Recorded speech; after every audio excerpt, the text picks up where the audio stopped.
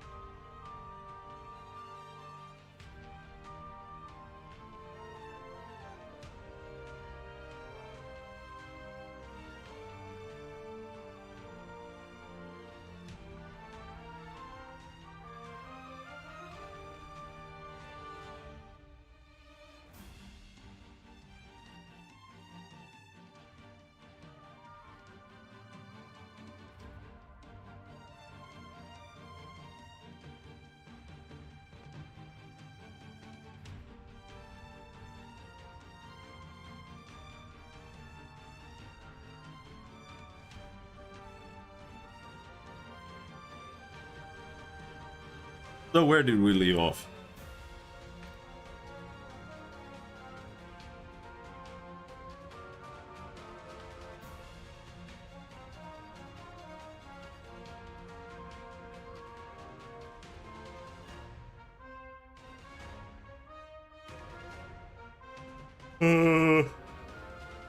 Oh yeah, it's I don't remember. Like in the middle of one of those things.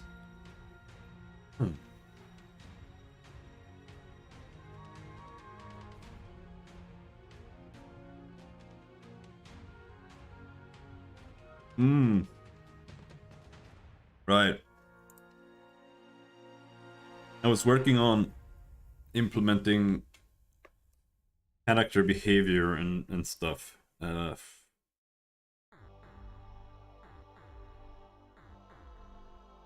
how should we do it?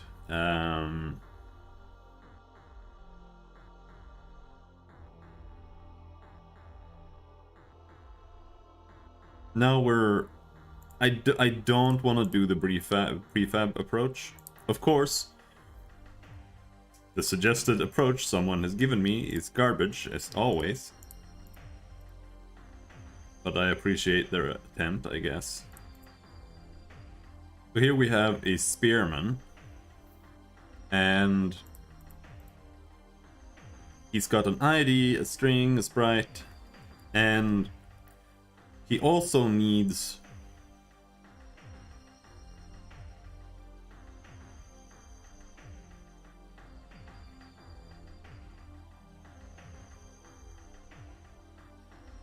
He also needs a...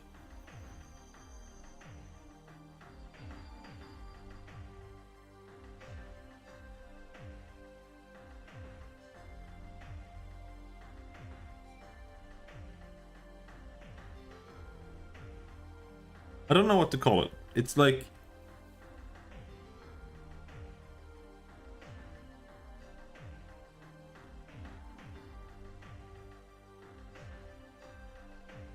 I want to call it like vision something.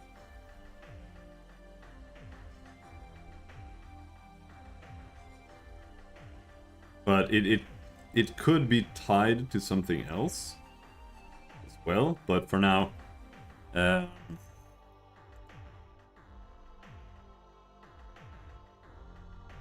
let's go to our enums and let's add, we've got character state, equipment type, equip status, party member, correctly spelled, game state, got my tile types.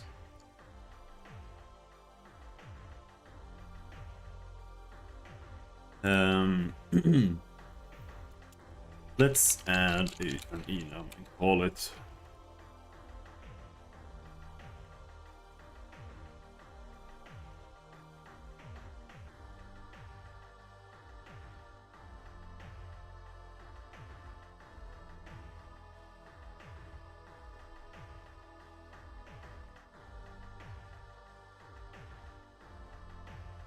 because I'm thinking, like, you might not always want an enemy to not grant vision. Let's say, for example, you have a big boss or something. Maybe there are large enemies. And maybe you just don't want to hide them. Because they could technically be too large to really hide properly, and you know, they'd be causing a lot of noise. So you might just want to show them at all times.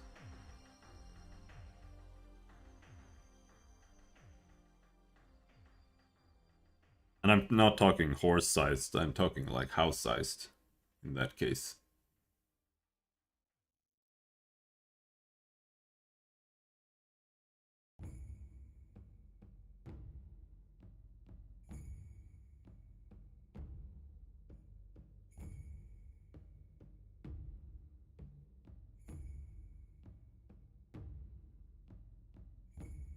Oh, Cece.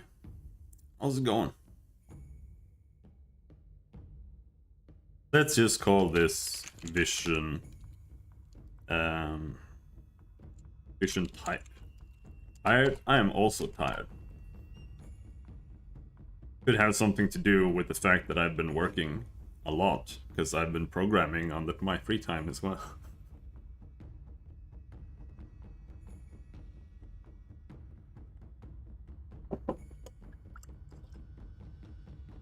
I also hate being tired. But that's like my... That's like my basic state. I'm always tired. I hate it. I always hated it.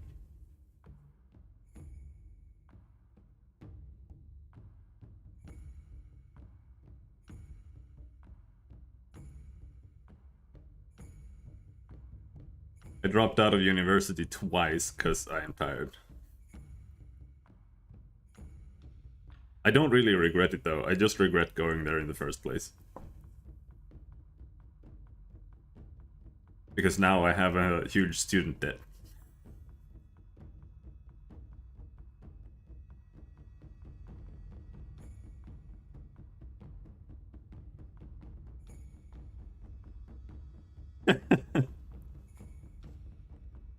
Yeah.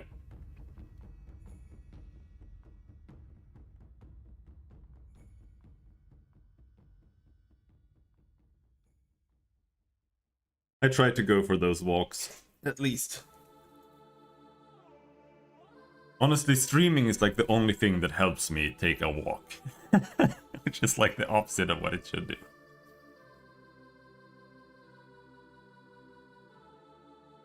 Just because I'm determined to have the worst streams imaginable.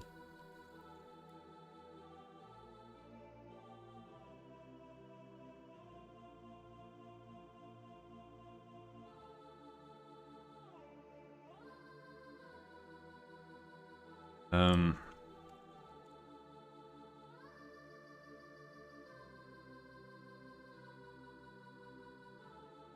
And for me, it's just that I just can't. I just can't program for that long in a row. So it just comes natural because I just have to do it. Otherwise, I just can't continue working.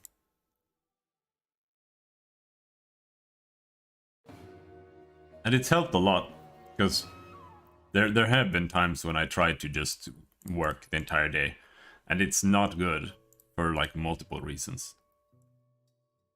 I'm not a pacer. I'm not a pacer, but I mean, you could code on your phone. It's just not very enjoyable.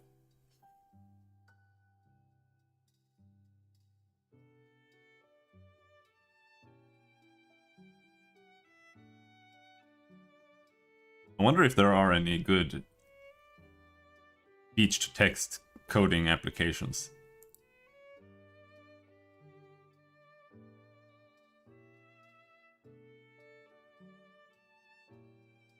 I bet it makes less mistakes than I do.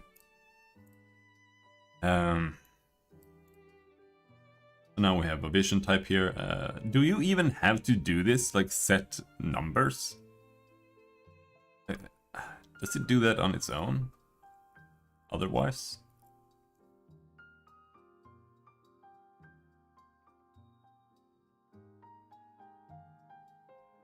I think it does.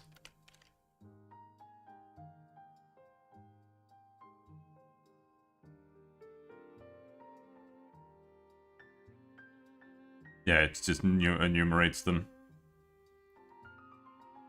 And apparently, from what I understand, this is not an enumerator. This is an enumeration. And those are apparently completely different things.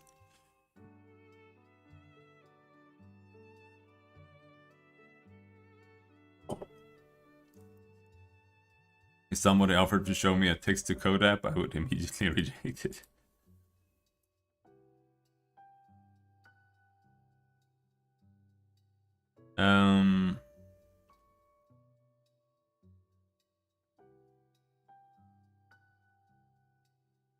My feet hurt.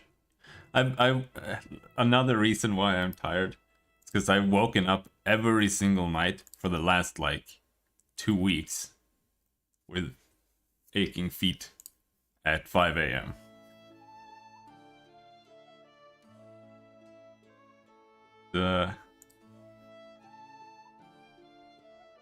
It's terrible.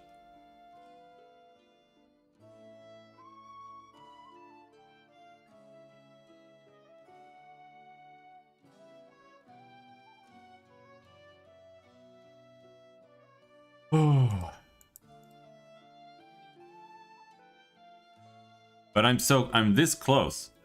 On both my projects, I'm this close to the breakthrough. This close, or we're this close. Both here and on the raycasting. This close.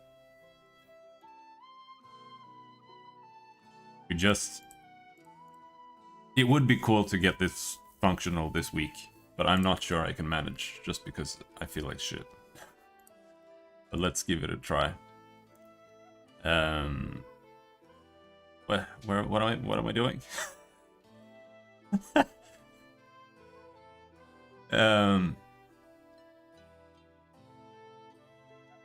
It depends, because there's actually only one more thing, or should be, and that's the multiple buildings, like being able to be in multiple buildings and they all get affected properly. But there's gonna be like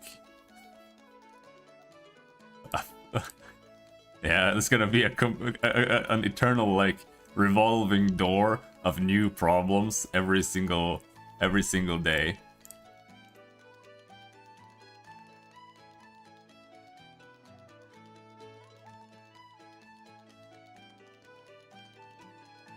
Like yesterday, I was at the exact same place I was now, but I got nothing done because there was just a bunch of new problems. Oh, and I had to fix those.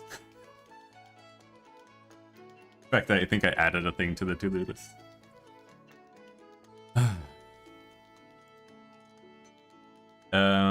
So where are we? We are here. And we need to add a public vision type. No, not vision type. Vision state.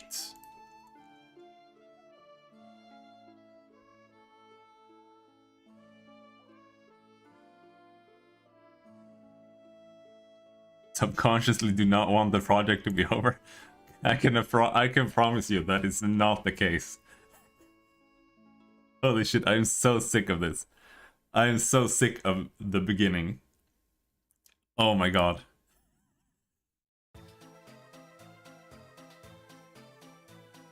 Holy shit.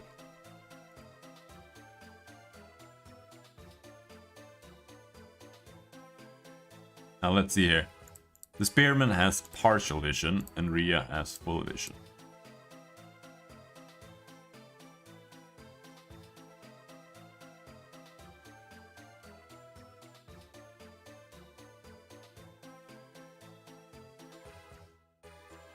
I want to program game mechanics. I don't want to program...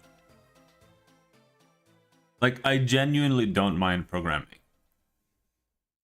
It's actually kind of nice.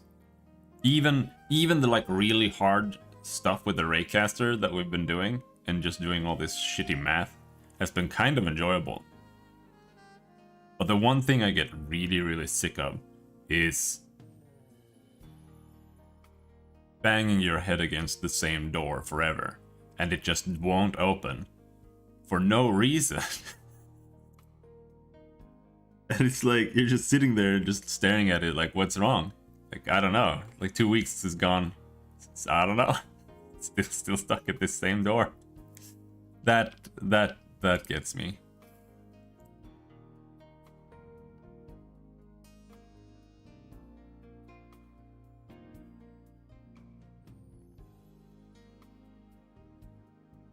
Yeah, for like the last 3-4 days on the Raycaster, I've been stuck thinking that something is wrong here or there. And I redid the math like 5 times. And I'm like, this is should be right. But it just won't work. And then I like accidentally do something somewhere else that was like completely irrelevant. And that's where the bug was, apparently. Like, yeah, at the end when we're like picking a color after we found the voxel, yeah, that's where it's wrong. Okay. So it has nothing to do with the actual race. Great.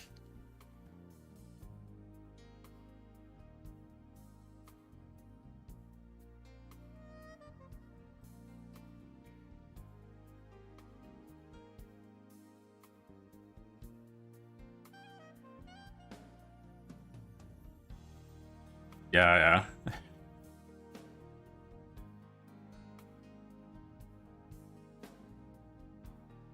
Oh.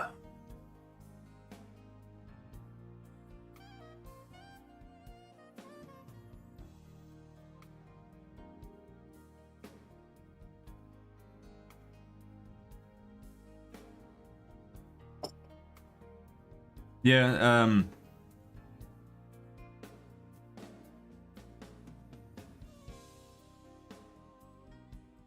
I wouldn't mind trying. Like I've been talking to some people in the voxel community and they've been recommending Rust. And I wouldn't mind trying it, but at the same time I'm already just struggling trying to get like basic raycasting to function. So I wouldn't mind getting past that step and a little bit further. But it seems like C# is pretty damn slow, actually. And for a raycasting game, I think it might be necessary. Yeah, I do use Bitwise. When we do... It's using brick mapping, so... We have 8x8x8 voxels, and that's a brick. And before we send it to the GPU, we check all of these voxels and see if any of them contain anything. And if it does, then I flip a bit inside a uint. And then in the Raycaster, whenever I enter a new brick, I just go through all of these uints and check if they're all 0. And if they are, then I skip it. And it works really well, actually. But it could work better still. Because their 8x8x8 is still very... I think it's very small, still. Because like one voxel is... That's a lot of steps if you want to raycast in the distance. But 8x8x8 is still a lot of steps, right? When you have like 400 voxels that you're raycasting over. So I want to add like another step where you have like 8x8x8 brick maps and skip those over in the exact same way. But it does increase the frame rate from like 40 to 90 plus, and it also increases the draw distance by like 4, 5, 6 times, and still runs better. So It's pretty neat.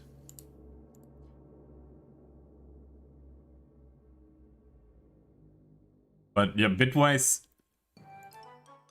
makes you feel like a hacker. Like more than anything else in programming, Bitwise makes you feel like a total hacker. And when you're using Bitwise operators, like just like the stick, and it just says like 5 equals 3 stick 5 or whatever. I like this.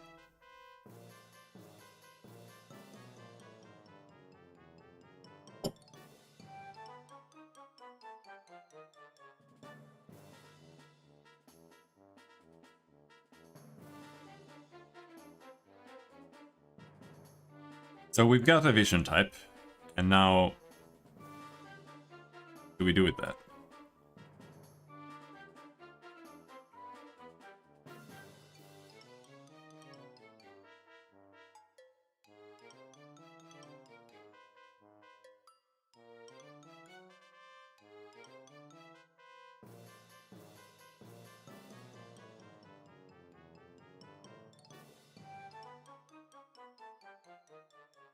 What's going on here?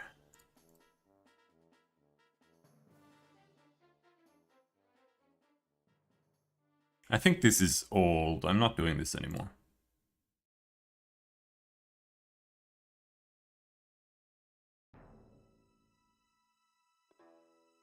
Yeah, I mean that... I don't really know much about operation speeds, but...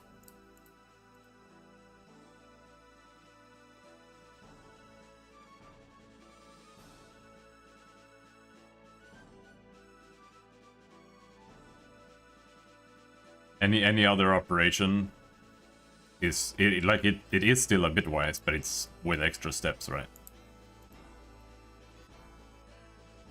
Because under the hood, it's all bitwise, so...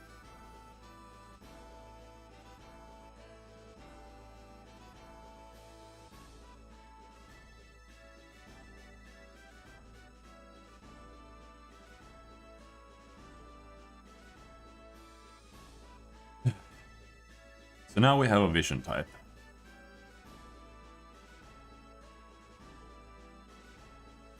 Then in object placement, we're placing it there. We're adding an LOT object script. We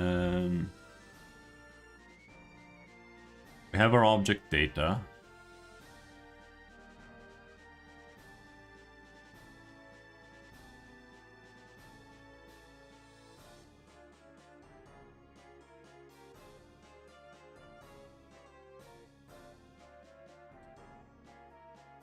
And in that case, we should already be able to access it.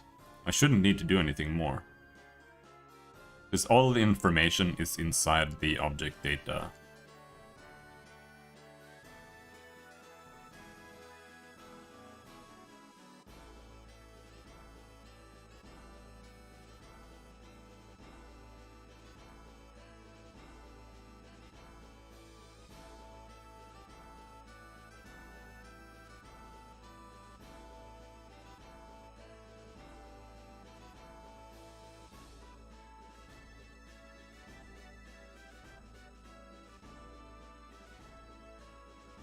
Let's look at the Nefir experiment again.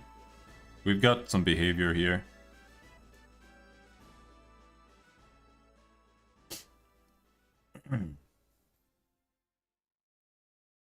Yeah. That's one thing that I'm actually a little bit interested in. Like...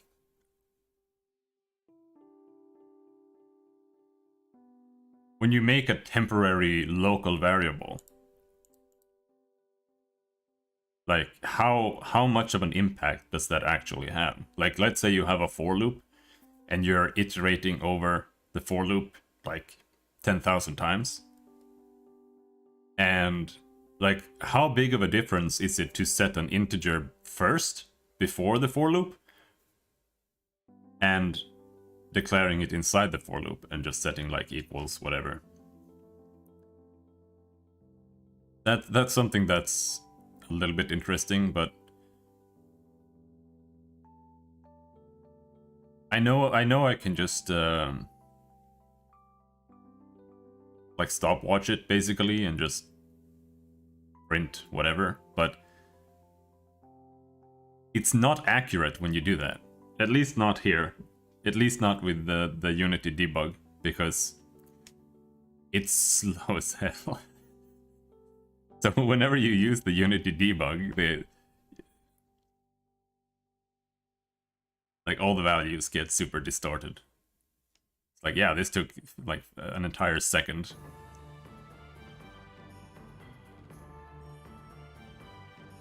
Yeah, I know, exactly. That's why I want to know, like, how bad is it? But the thing is, 4 to 5 times slower. Like, what does that mean? Because I don't know how slow the first one is. That's the thing. But because I thought that most of these things didn't really matter. Because when I've been programming this, I'm doing a lot of iterations every single update, and people have been telling me like, don't update every frame.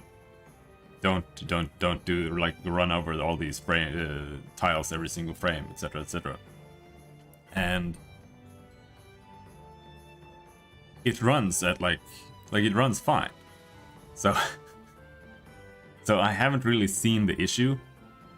But when we were trying to do the raycaster on the CPU, it ran at like 1 to 10 frames per second.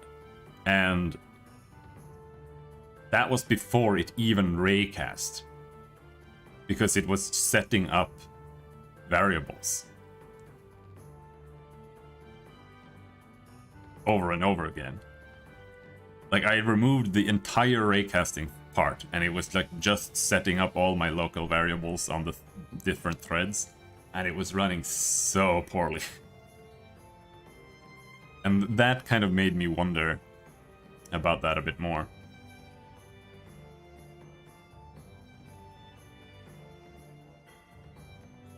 But here I'm really only doing it in one scenario, that we're updating a lot of things every frame.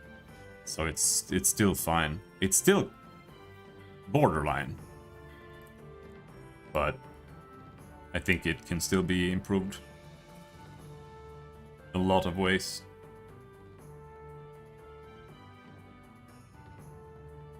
Anyway, now we have our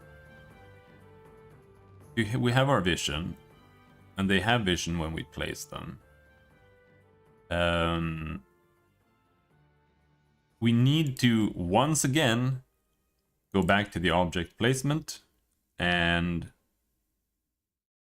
sit here. Object to place is once again not a game object.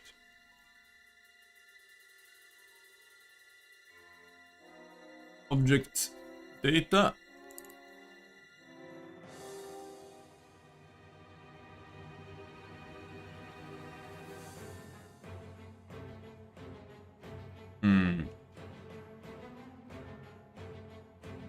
Then the object script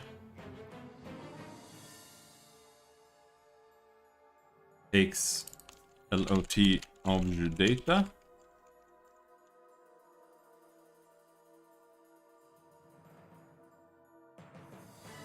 This no longer needs a get component, because it's just object data. Then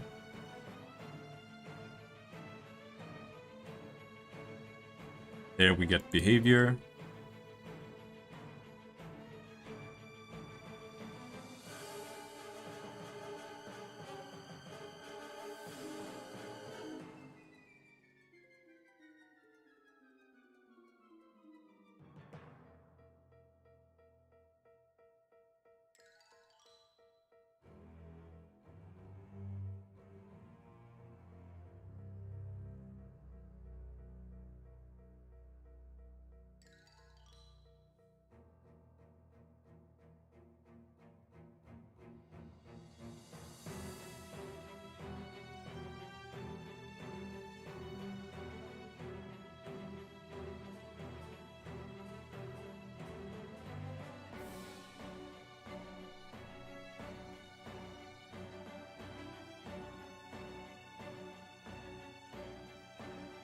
Let's see where it complains.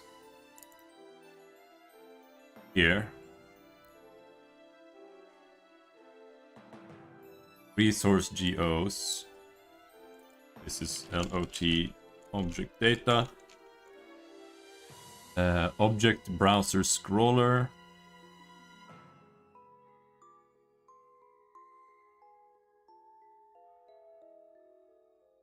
I think this should be LOT object data.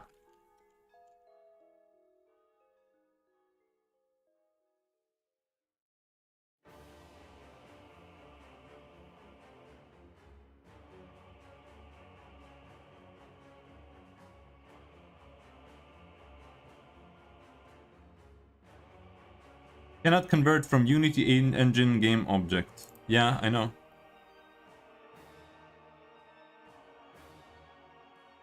What?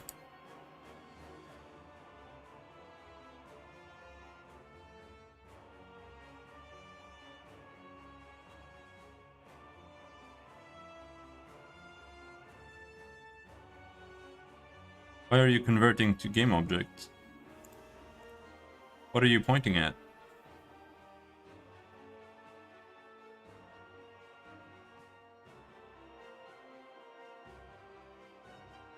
What are you complaining about?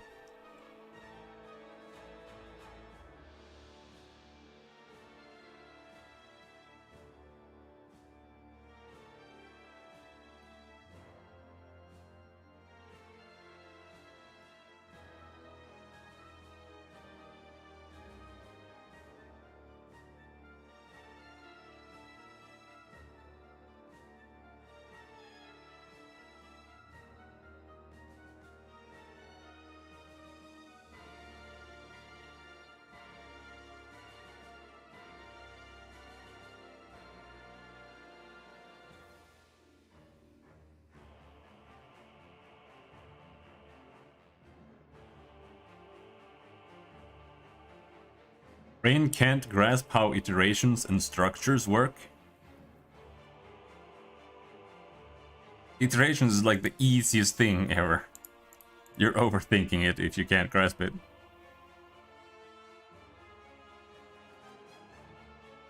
What's the problem?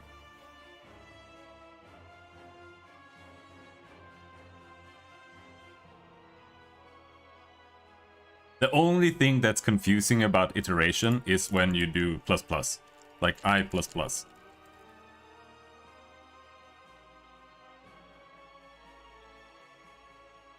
That can be a little bit. The string functions? What string functions?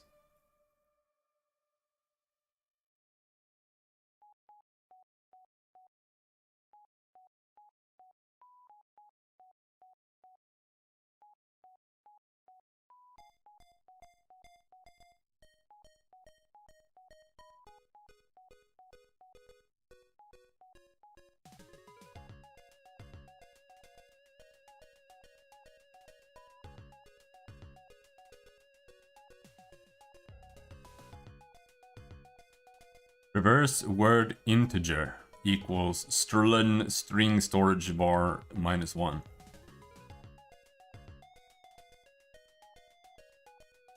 I don't know what that is.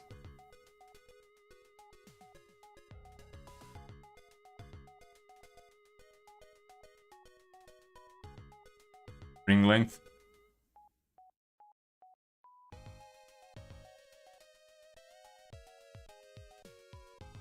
Oh, is that literally just the array length? Is that what you're getting there?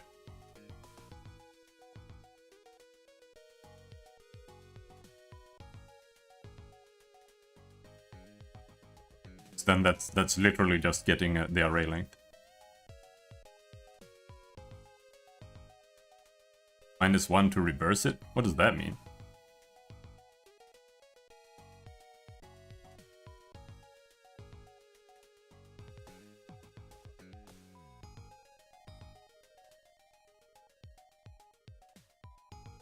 Isn't it -1 so that you get the final entry?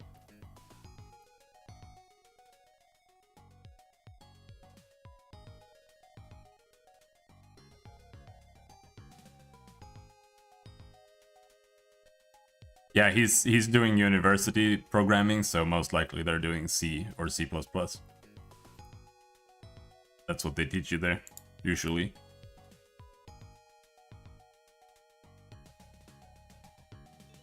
No spaces. I'll be right back, bathroom.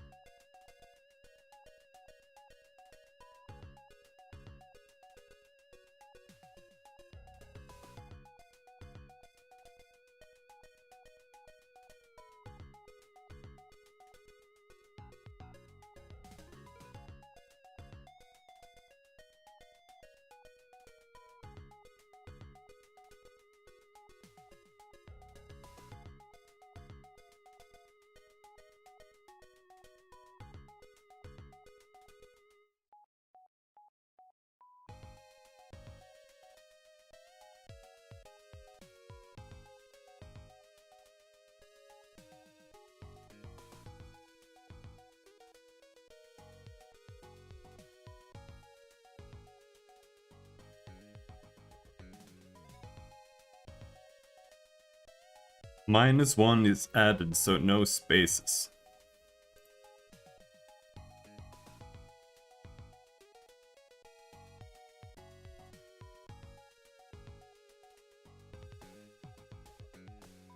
Why does that add no spaces?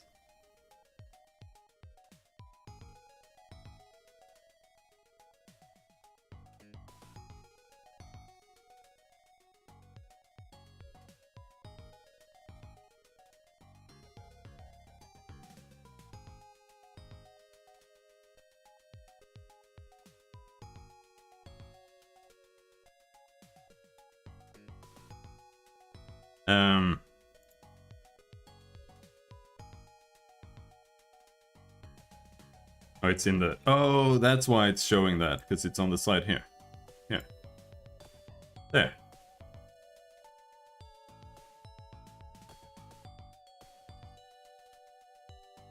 Object database, prefab database. No, this should be... Where the fuck is this from? LOT prefab database.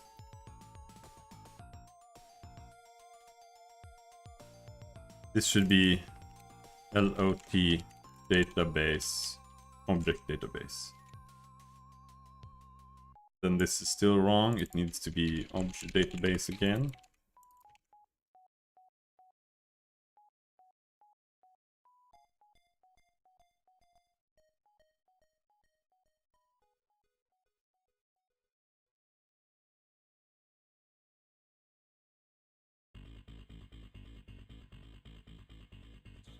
Oh, this is object data.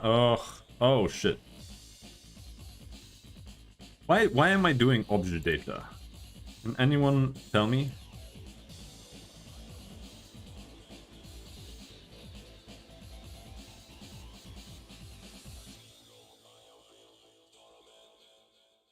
What was this supposed to be? Yeah, this is the mono behavior.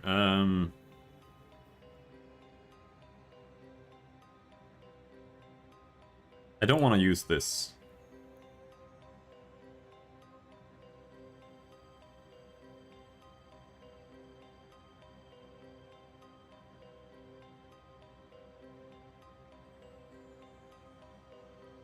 I think what we should do is delete this.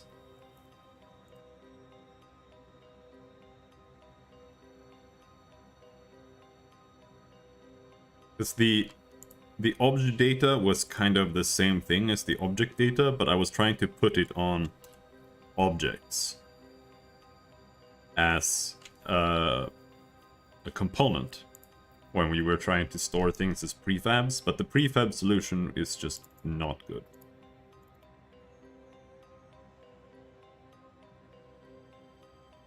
We have to go back to the way things were.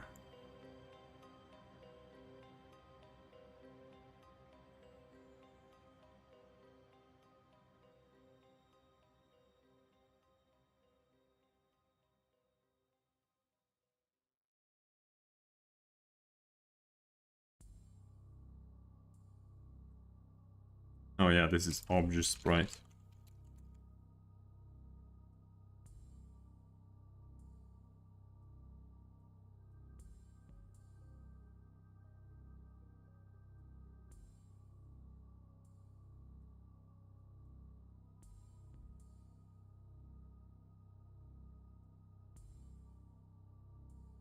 There.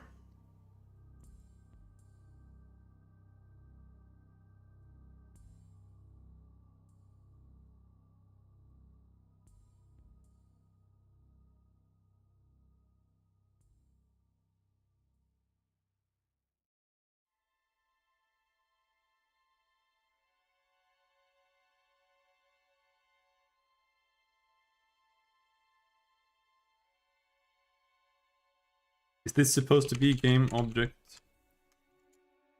It might be, yeah.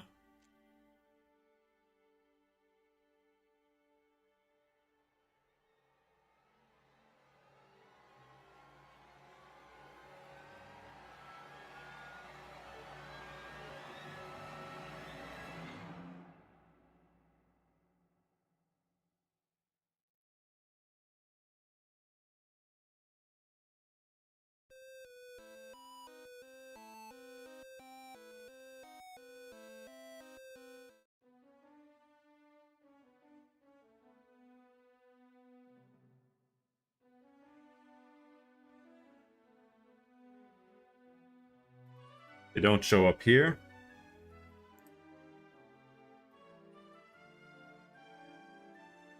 Because I haven't fixed the...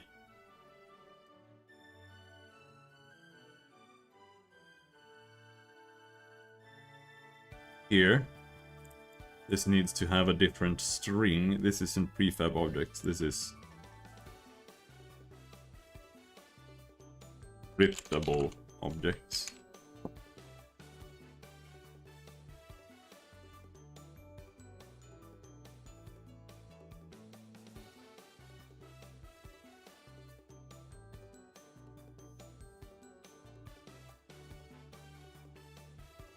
The variable object sprite of LOT object data has not been assigned.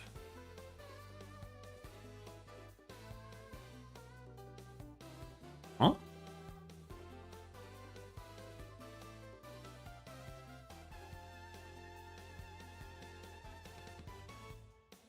Right, fine, fair enough. Position type partial, object name, Spearman.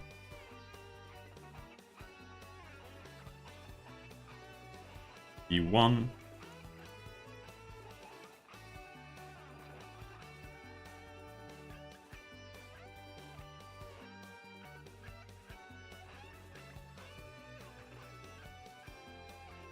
Seems to work. I don't really like this white blinky blink.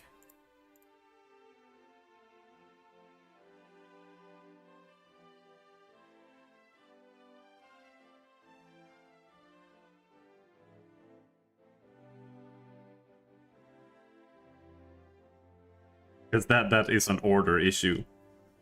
At some point we're setting a render texture on it. And it's not... It doesn't get updated before it's rendered properly. And sometimes... It seems like it can sometimes happen when they come back on screen too. So it seems a lot rarer. Maybe it's just if I placed something in the same frame or something. But It doesn't seem to be a problem that we have this many render textures, which is good, because I'm not using textures for any of these characters. They're all using render textures. So we can have this many objects on screen at the same time, and they all use render textures instead of normal textures. And that seems fine. And the reason for that is because it lets us skip a step. Because I'm using a compute shader to render them all. And every object sets its own settings in the compute shader, runs it, and then the compute shader can only render to a render texture.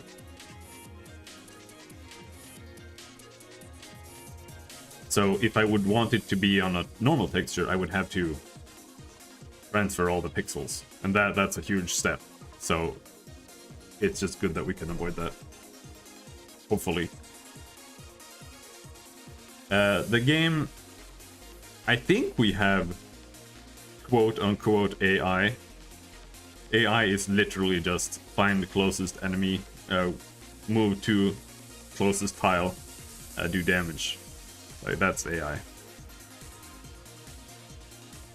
But there, I literally just made it walk back and forth using some basic programming.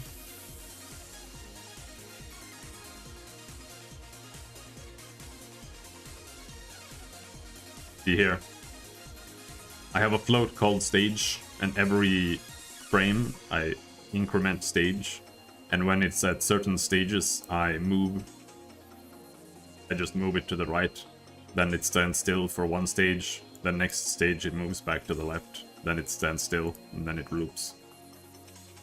So yeah.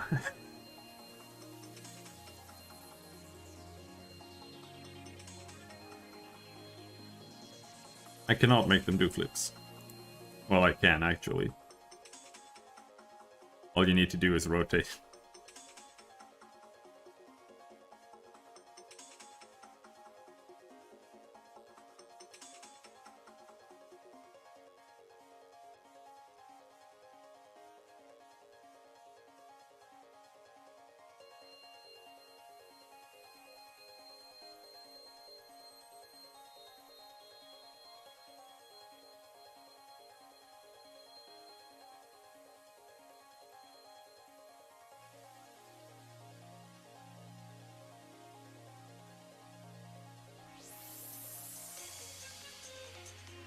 The ray tracing stuff?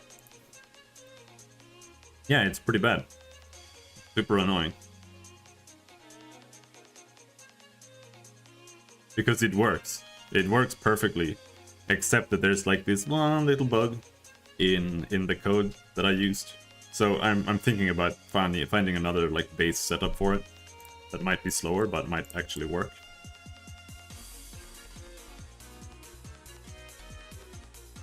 Because it causes the rays to like lose track of which direction on the voxel it hit, and then it renders like the wrong side of it. And it's just like an inherent bug with the setup. So to fix it, I had to like post or set up like a huge monstrosity to... What am I making? I don't know. Just want to make some voxel survival game. I mainly just want to do cellular automata. Yeah, I'm making the sequel to the current game. But cellular automata seems fun. That's basically Minecraft. No, not Minecraft. It's basically Terraria water mechanics. Where it kind of levels out. That kind of stuff, but you can make it more complex.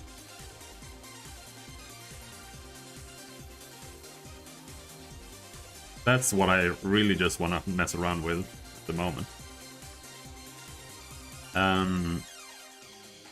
So now we've given these guys vision.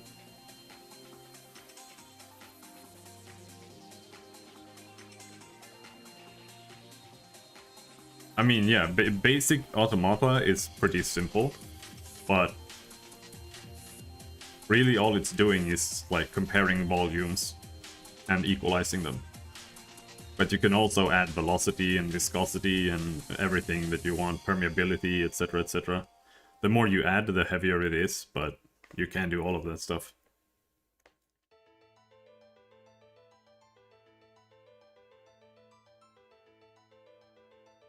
I watched one video about it and like read maybe an article. So I'm an expert.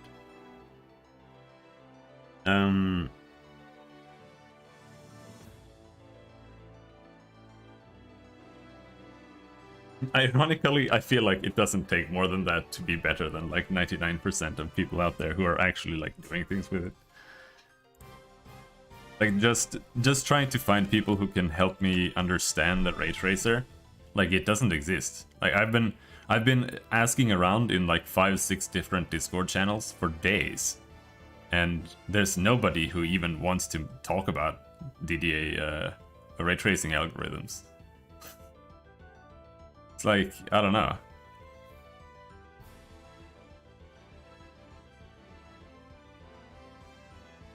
Either nobody's doing it, or nobody like actually understands it, or everybody who understands it is like high-level graphics programmers, and they just don't have time for plebs. Automata is the basis for creating a coding language? Really? How does that work?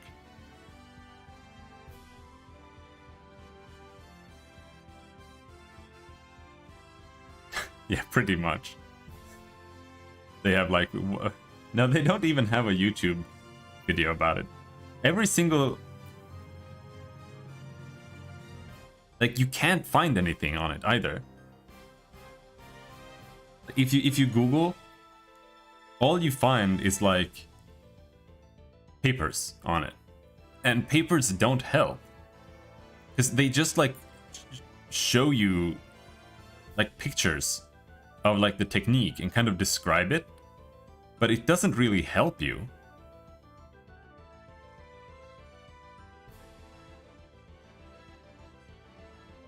Or it's just like the basics that I'm already well past.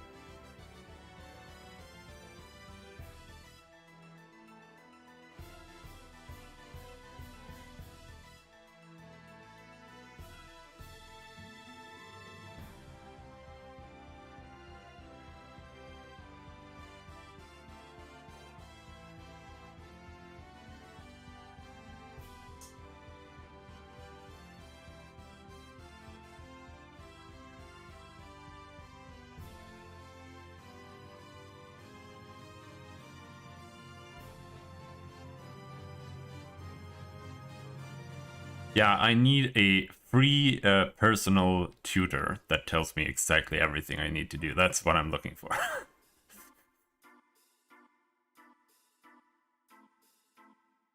I actually did that sometimes when I was playing Tree of Savior. Because people would come in and they would ask questions about builds all the times. And sometimes if you just literally just gave them the wrong advice after nobody had answered for like 4 questions, then everybody shows up.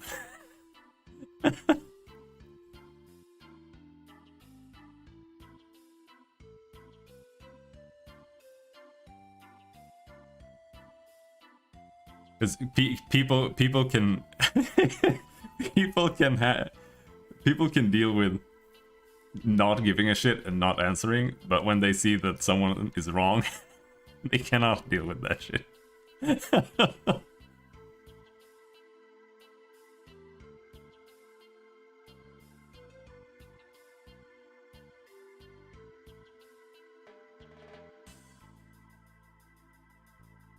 Oh, it's snowing outside. Ooh. Not feeling it today. Holy crap. Okay. Where are we? Where are we? What are we doing? We need to...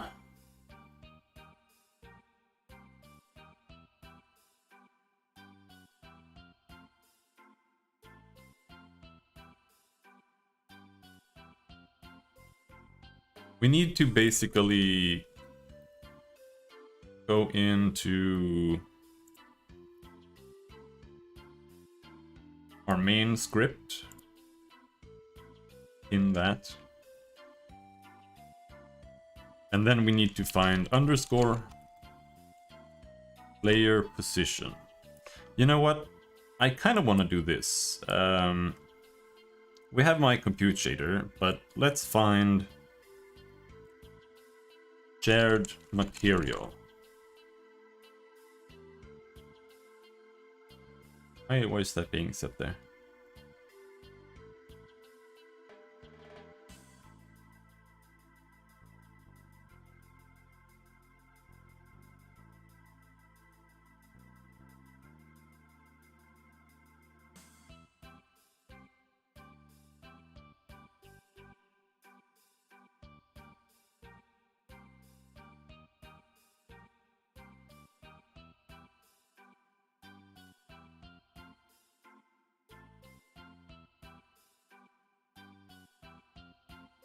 Basically, I want to get rid of everything that says shared material, because it's just clogged up now.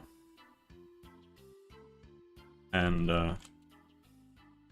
all of it is old. Depth stencil, I'm setting it there. There's no need to set it there.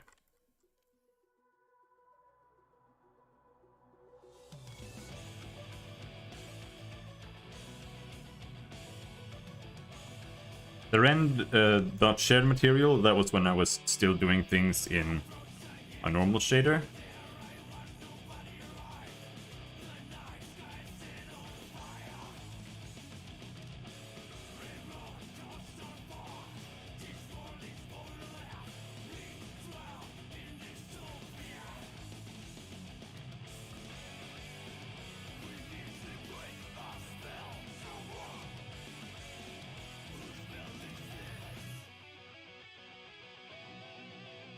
Such a big undertaking right now.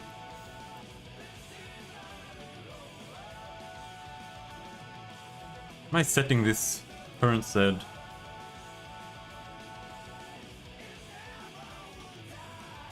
being set here at all anywhere? Am I even using this? Where's my shader?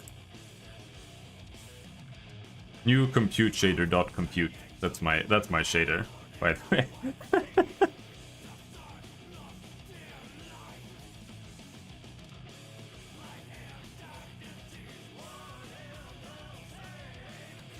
You're not using current set at all.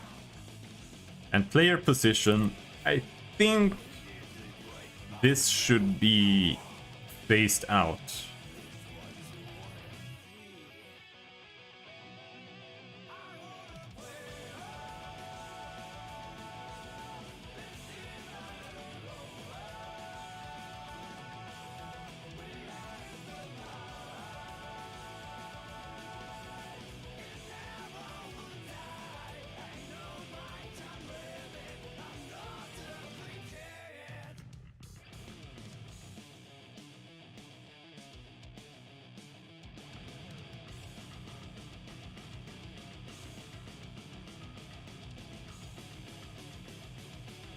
See, the problem is that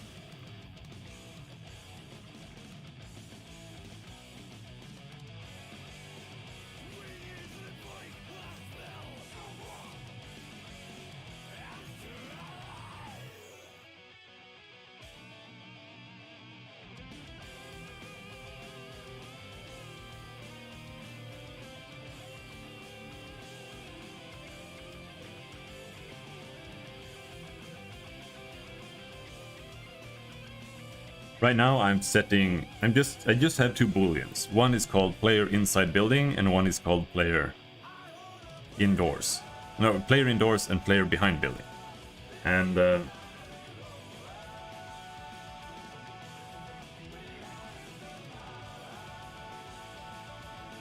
problem is I don't think we can technically do it like that anymore.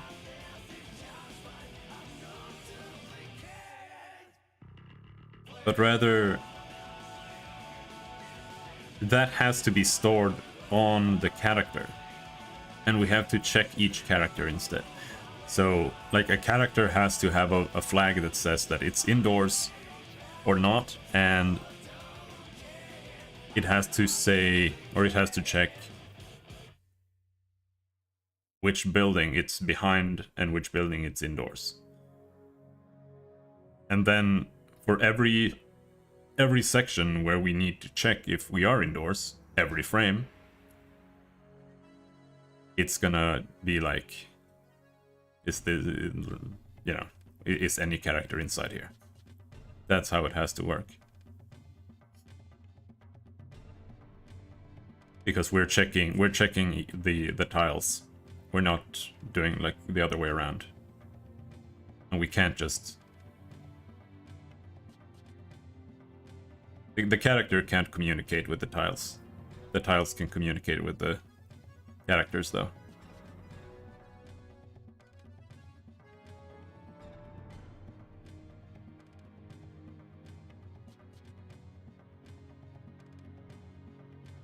So...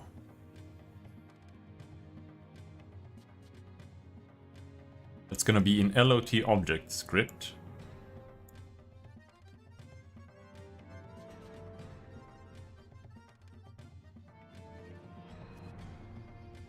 No, it does work, because the tiles can communicate with the characters. Like,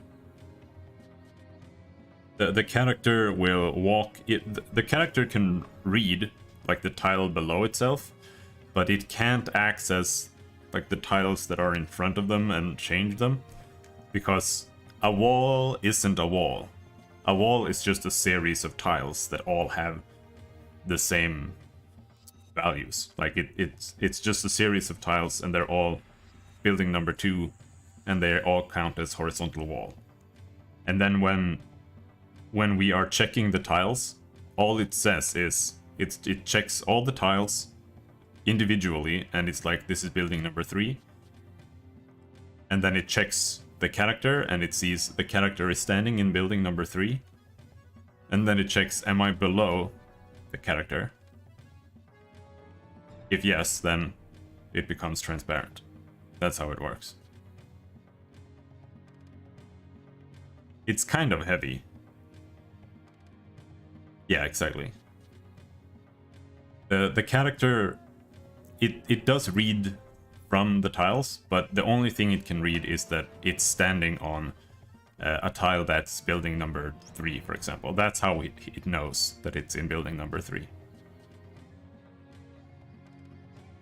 So it goes that way. Player goes in, the player reads the tile, sets itself to building number 3, then on the next frame, the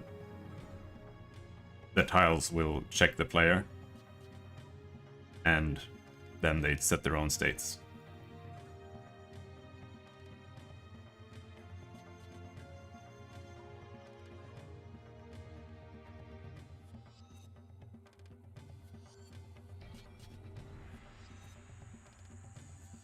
Yeah, the one thing I haven't implemented yet, I started implementing it, but it doesn't work quite, so I kind of just stripped it out, is having a depth stencil, so that instead of it iterating through the top of the level down to like the relevant tile, it knows where to start, and that way it'll skip, you know, like 80% of the steps. So that should help a lot once I do that.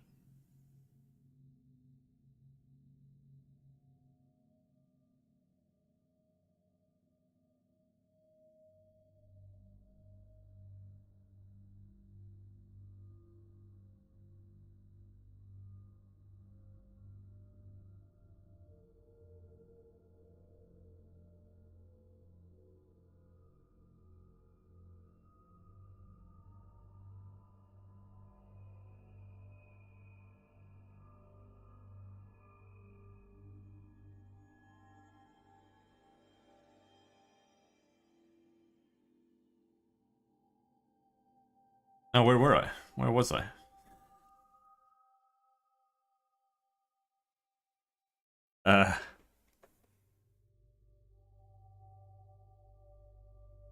We was going to give it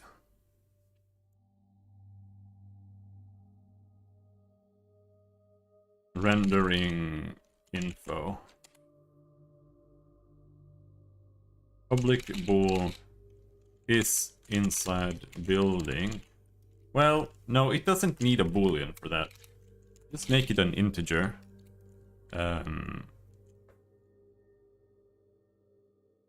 Current building. And then we can type here -1 equals outside. Else inside building number. Click int current floor. Same. Public int. I don't know if it needs a room, but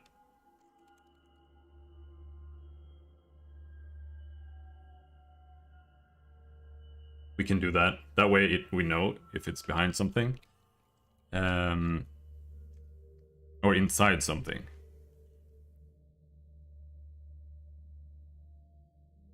But this would be for checking if it's inside. So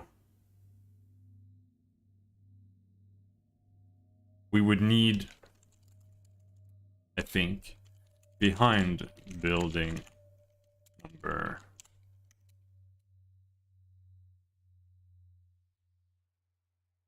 One equals not behind building.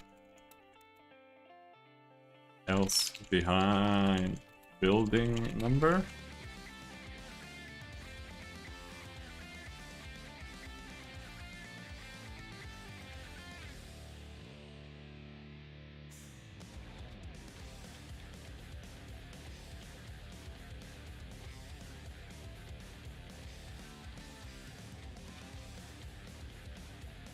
I think that should be good enough.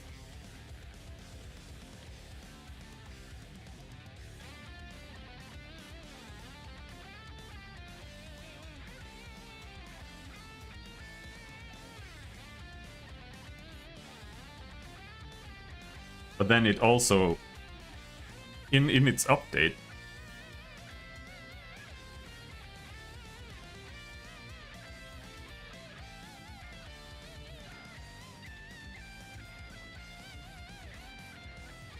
it has to check these things.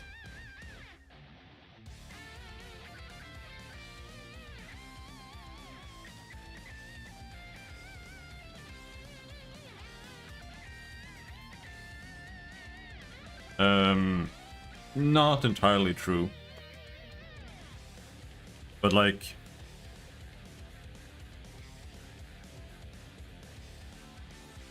you go into a building, the building's front will... The building number is honestly more for being behind it than it is for being inside it. But I do foresee some issues. Door and room be enums.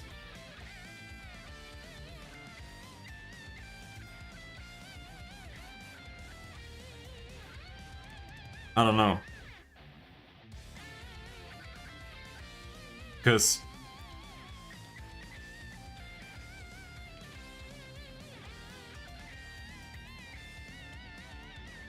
the room ID is the unique room ID, so that has nothing to do with the buildings. That's just so you can access the room itself in the room list. And the floor is just because the building itself has a list. Yeah, it does. So when you're in the building, you can just use the floor number. But it's also because when you move into a different room, like if you're standing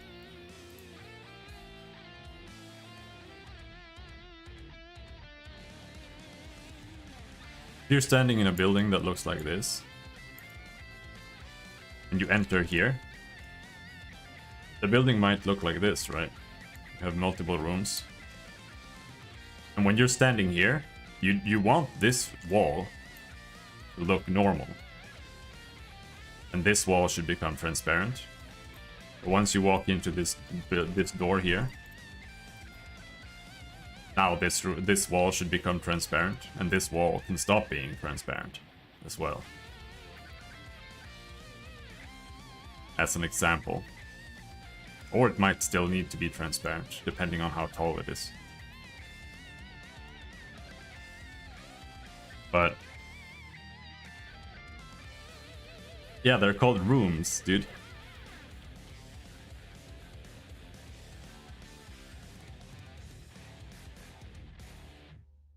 But it's this is why, like, every single time I have mentioned doing this to someone, they're like, "Oh, that sounds easy," and I'm like, "No, it's fucking not. There are so many different variables and like potential states, and you have to take them all into account. It's such a clusterfuck spaghetti code.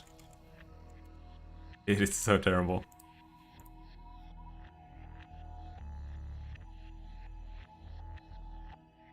Now, we were deleting shared material.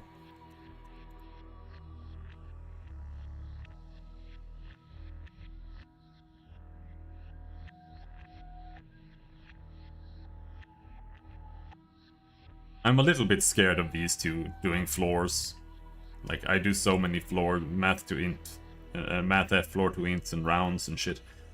Every single update. I don't know how heavy those are.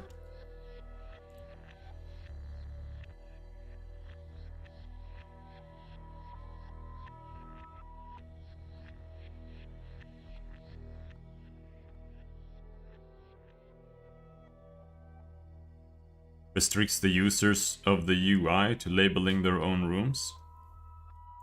That it's set automatically, so they don't need to do that.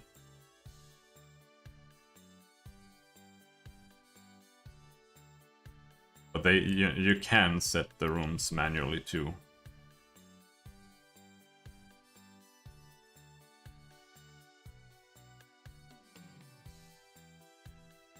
It was a bit tricky to do that. It was.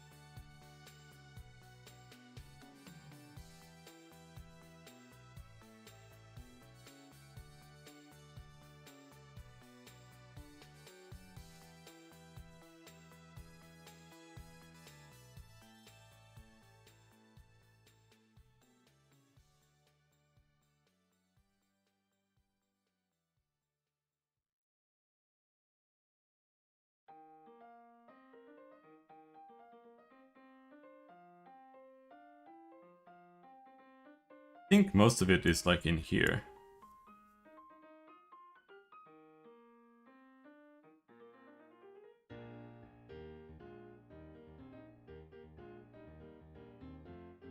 That's just for rendering. This, where is it? My number one most proudest creation that I've talked about before. Where is it?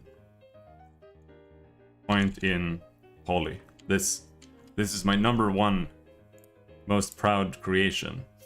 Though not all of it is mine. This thing here, I didn't even know you could do this, like set two integers in a for loop. And this is so that it like goes around, and it also has two stop thingies.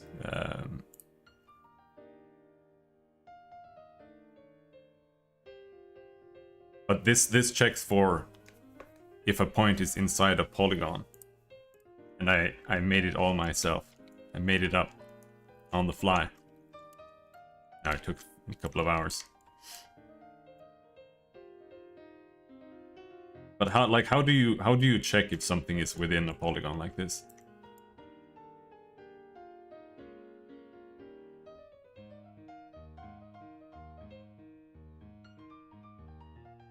No, it's not for a nested for loop. It's so that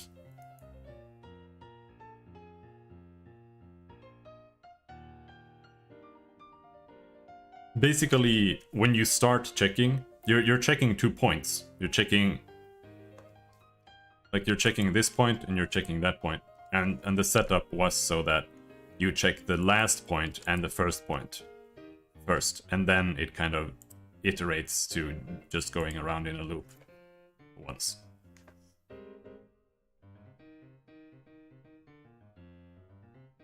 But now how do you get whether you're here without breaking it all up into separate squares? How are you in there and not there or whatever? I would treat it as a jagged 2D array. The way you do it is like this. You put the player there, and then let's say that this is where you start. That's number 1. What you do is you start with everything at false, I think, and then every single time that you pass by the player, you flip a boolean. So now this is true. It's true. Let's see, how do you do it here?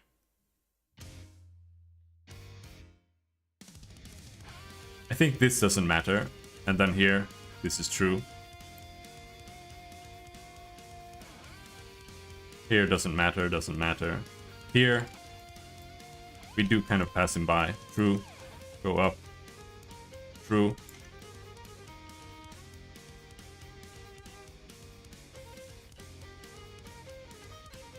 And then we go up here. No. You do it per side. So here you do it, here it's green on this top side, and then on the right it's green, and then you go in here, and then you pass it by here, now it's green, and then you pass it by up there, now it's red, so now we've passed it twice on the bottom side, now this guy is outside, and then we go up here, and then we pass by here again, and then this gets set back to green. So now we've gone through all of it, and we've just checked how many times we've passed it. And now we know that it's inside.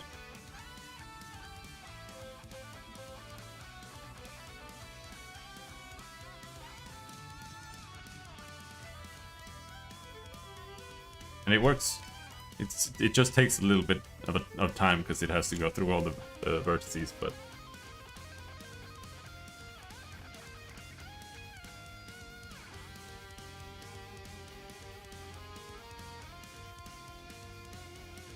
how about this? What if I've shown this before though? This is a good function.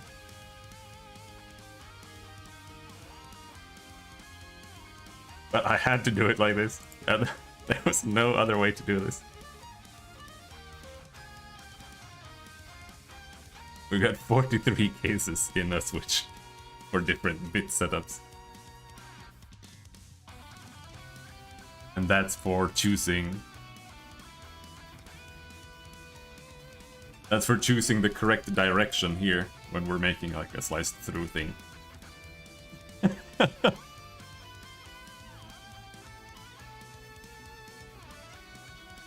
Because it needs to check its current tile, and then it needs to check the tiles around it.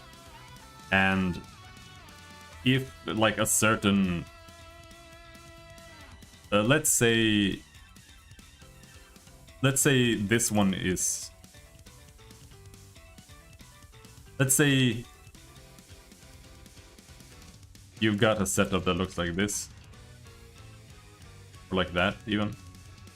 If this is true, then we know that we can go to the left, and then we have to check this tile as well, and that tile. And then, depending on the combination here, it needs to pick like a certain tile, because this could be empty, and that could be like that as well. But it has to start with this, and then it has to check like the combination around it. And I did that by setting like each, because we got 1, 2, 3, 4, 5, 6, 7, 8 possible tiles, right? So it fits perfectly into a byte. So I just set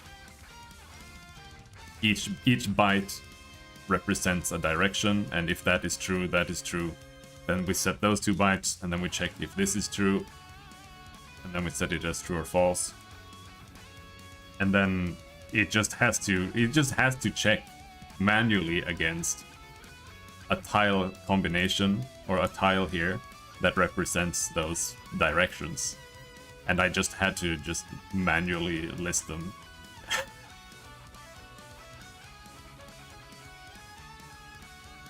And there was no other way to do it.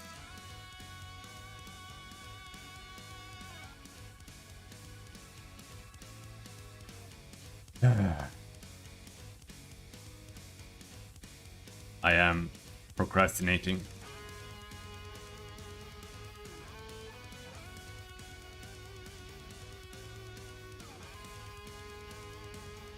Getters and setters for chars and room bars. Do I need getters and setters?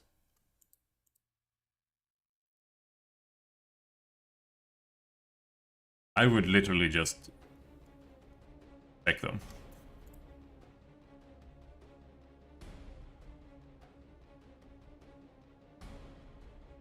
Yeah.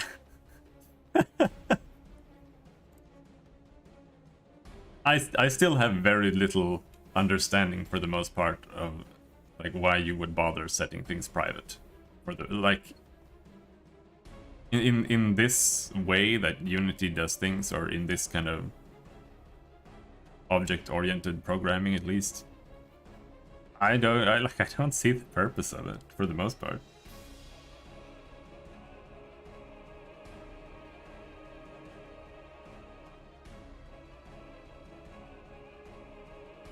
The only way I can see a purpose in it is so that it tells you.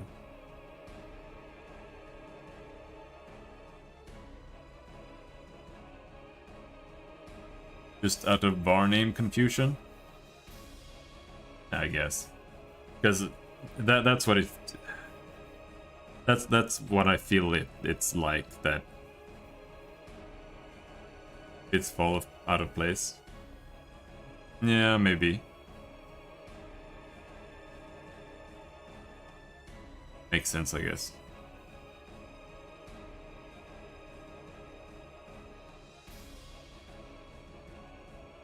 All you have to do is edit all of the publics out, and then try to run it until...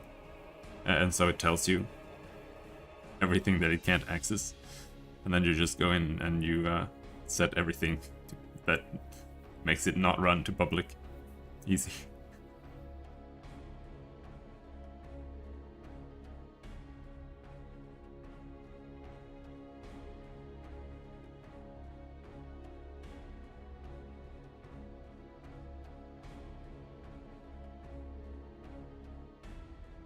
I should drink some water.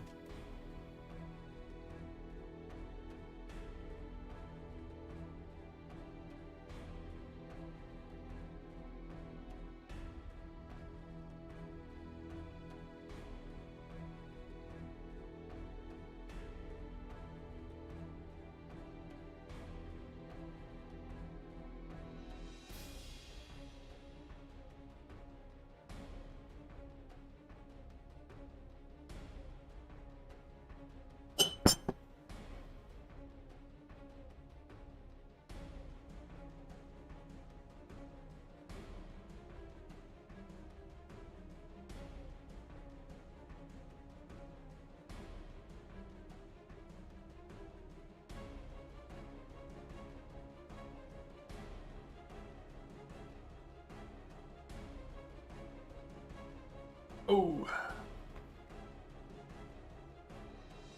You do a math equation to the nth billion gajillion decimal place a couple of times and it gives you the same numbers every time. Then you turn the cooling system off for a couple of seconds and the numbers at the bottom starts changing. Oh, okay.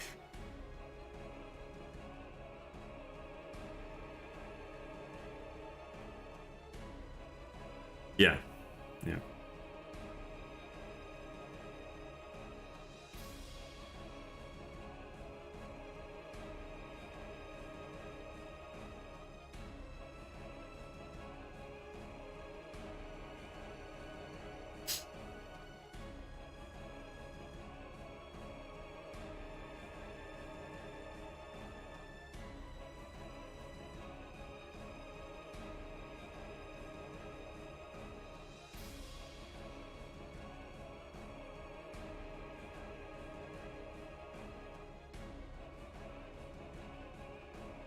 Player position is target character.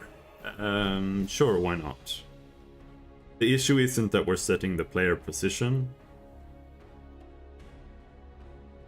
The issue is that we're using the player position in the wrong places.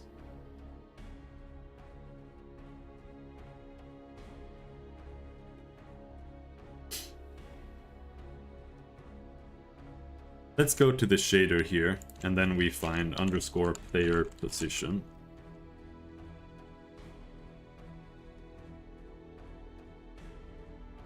Next step is we try to fix this little thing here. Because here it says player position, but this should be...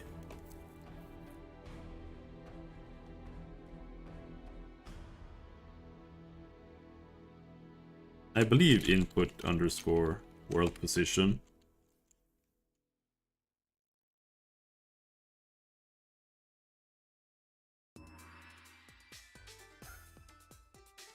Let's find some more player positions. I don't think anything should be player position.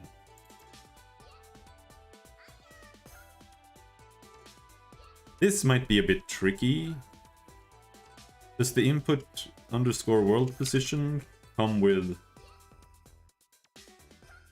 Z? Yeah, I think it does.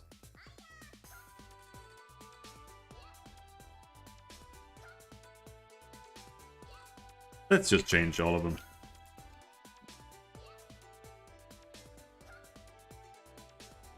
I don't think anything should be player position.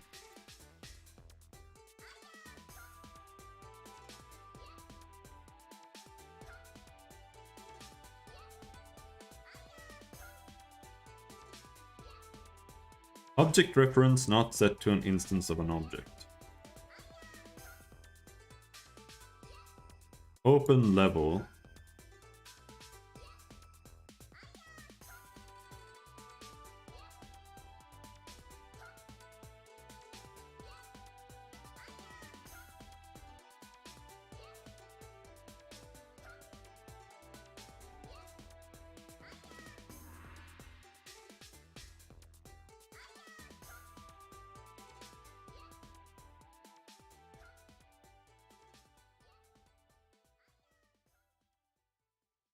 Huh?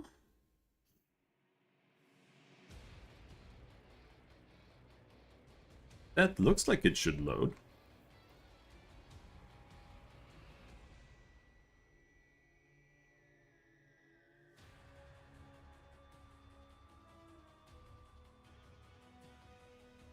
Oh, maybe wait,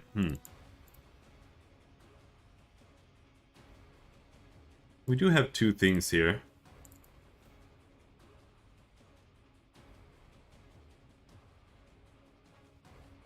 Is there... Oh, there. Object database. Disappeared. No, it's gone again.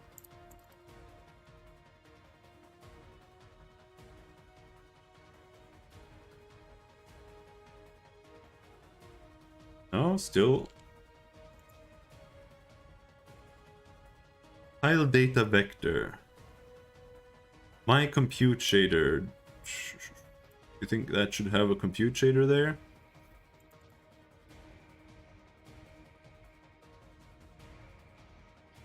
don't think so. Tile data vector.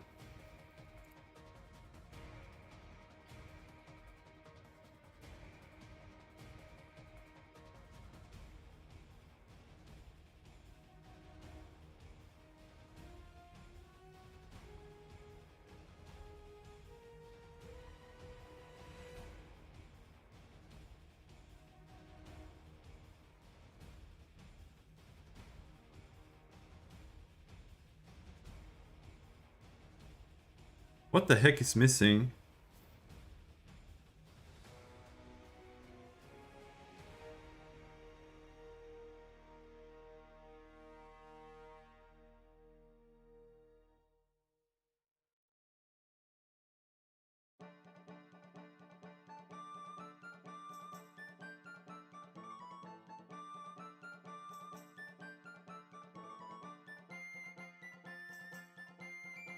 Because clearly it loads, but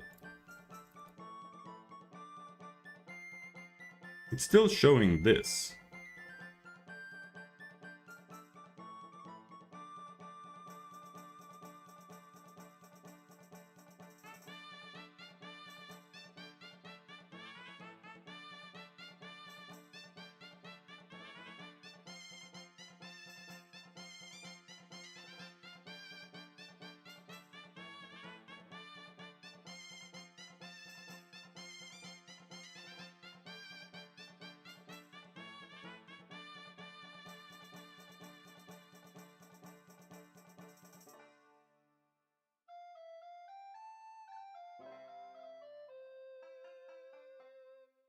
LOT object data. LOT tile data. What is it complaining about? Is it still complaining about...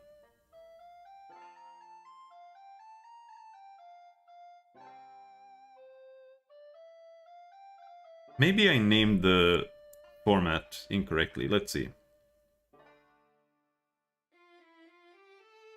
Actually, let's check the backup.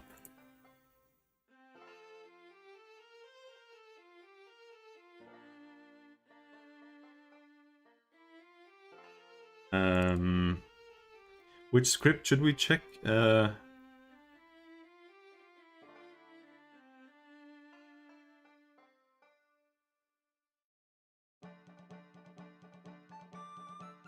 LOT object script.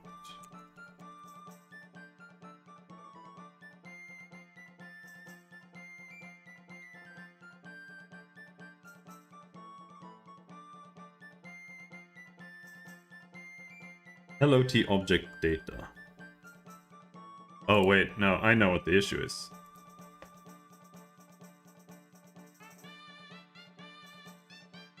I think. Do I?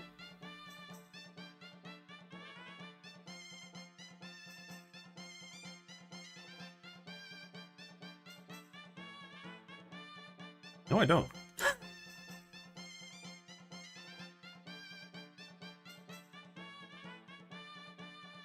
See, we've got the object data here, and it's got all of this information. And if we go to my Git folder, check out my flat buffers. Now, tile data vector, is it tile?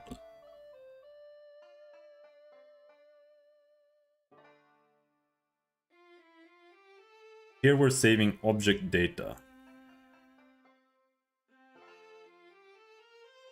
But it's got an object index, that's it. And here we've got object data. So this doesn't correspond to the data itself. But somehow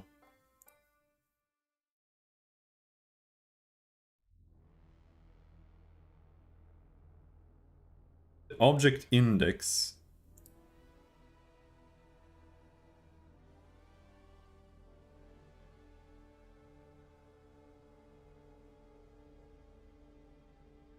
LOT object database in controller.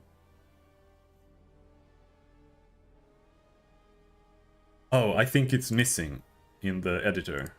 The editor doesn't have access to it because it got No, it's right there. Okay. What about here then? There. Maybe this needs to have access to it. I don't think so, though.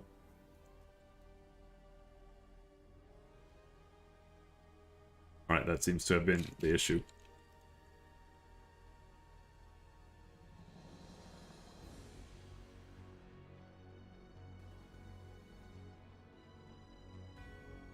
Now that's a problem.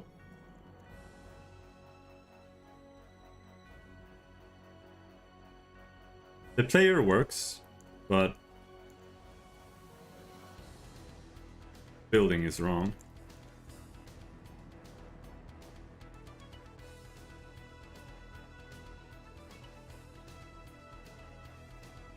Right?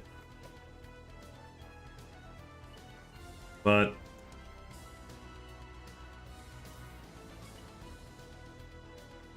it does hide. And the player, if you look at the player's graphics there, you can see that they are fully behind the wall until it becomes transparent. And that's the way it should be. Before, it was affected by where the camera was, or where the player was, or whatever was designated as the player. But it might still be wrong. Let's place more Rios. He's behind properly. And me going up doesn't matter. Moving the camera around doesn't matter. She's still behind the building. We put her inside, she's inside no matter what. No matter where I go here. So the player or the characters, the objects, work correctly now. Kind of. This, in fact, I don't really know how to handle this. But I think the character just basically has to become invisible. It shouldn't start showing the character, it should just fade away with the building. Because we don't actually see the character except for like the feet there. So it's a little bit difficult. This whole thing with vision is it's kind of a can of worms, to be honest.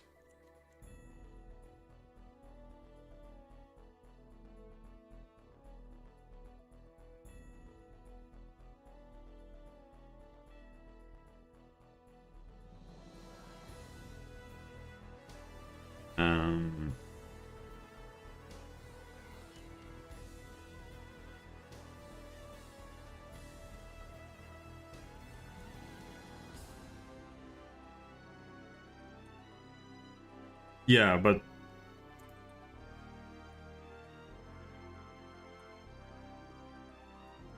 it's just so.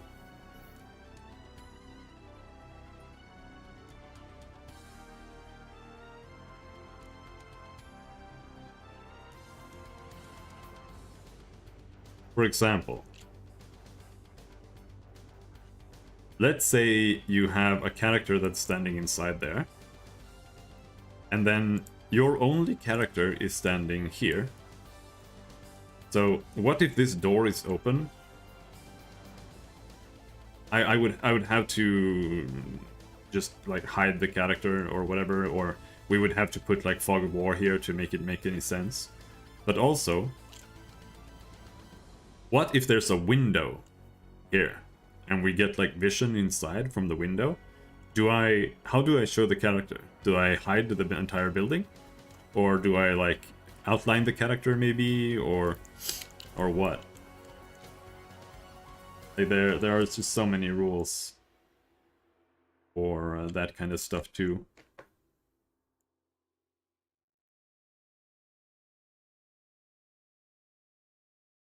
And more issues are like, what if you have a window here? What if we have a player here, or a character here, and our player is standing here? We have a window, so we see this character. So now do I fade away this building? Sure, why not? But what if there's another floor on top? And here's a window as well. And there's a character standing here, too. Now what? Well, what if having windows and stuff like that actually matters for gameplay? Because maybe there's someone standing inside somewhere here and has like a bow and can shoot at you. Maybe you would want to be able to shoot back, for example.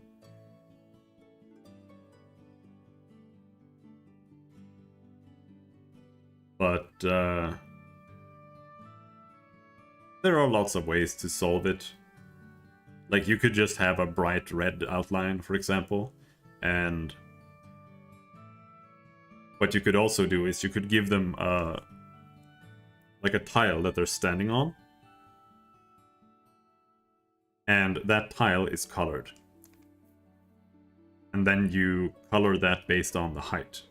So that way, when you have like two invisible enemies behind a building or inside a wall or whatever, you can still tell how high up they're standing based on that tile that they're standing on.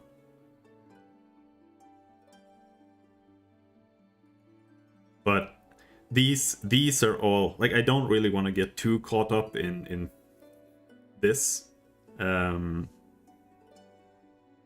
that's stuff we're gonna have to fine-tune when we start testing.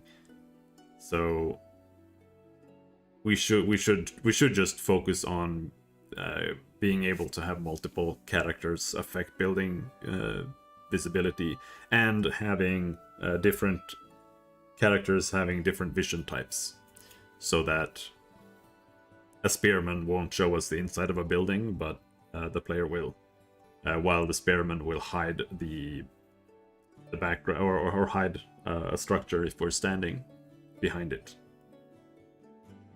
And then we can tweak that. Because outlines, just having an outline is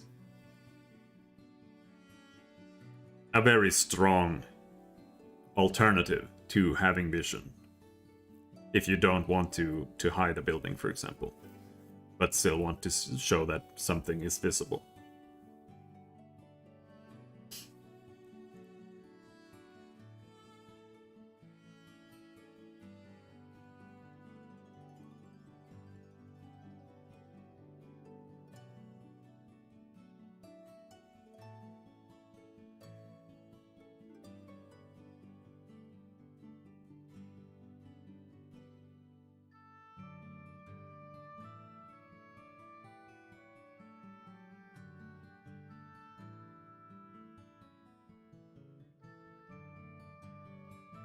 But we can take a quick look in here.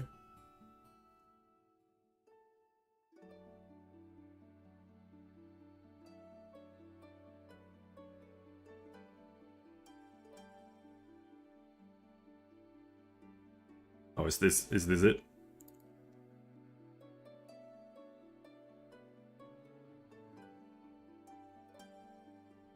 Where is this? Is this the character?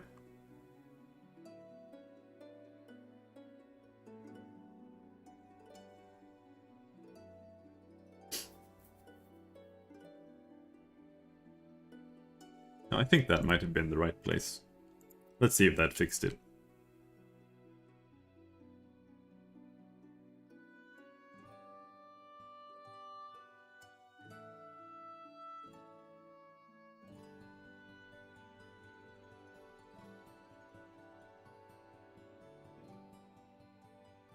Nope.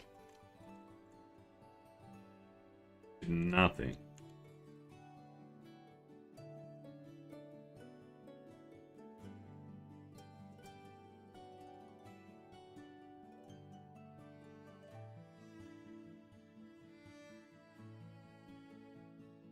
Oh yeah, I know. I know what the issue is there. Let's see. Let me write a comment about it.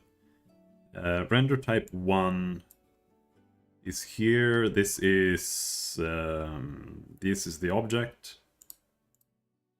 Render type 2 is doors. It doesn't exist anymore.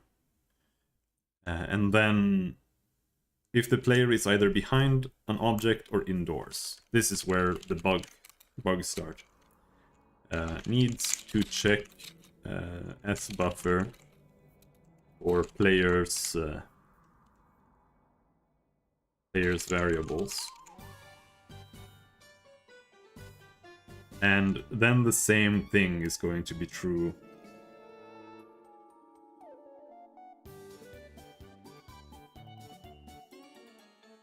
here.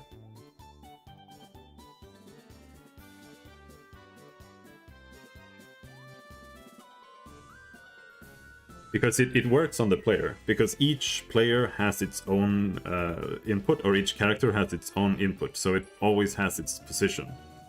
So it can check itself, but this is when the background is rendering. And the background is its own object, because it's rendering to a quad.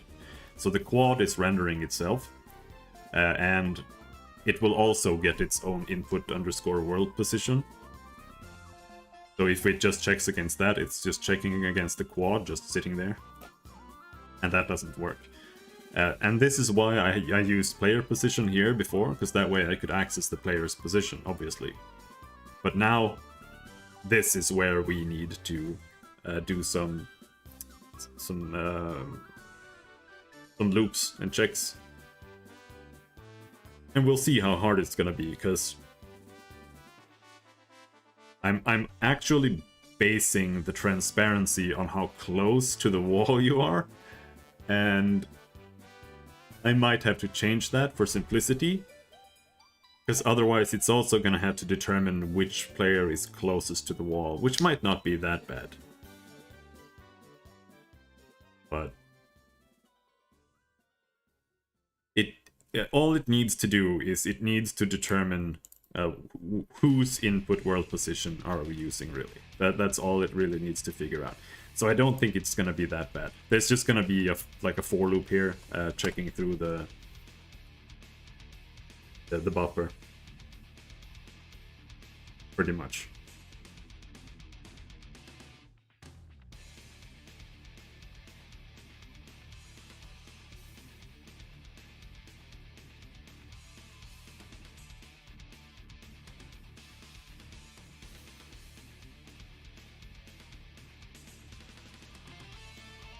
But I think maybe I'll take my break now. It's very close anyway.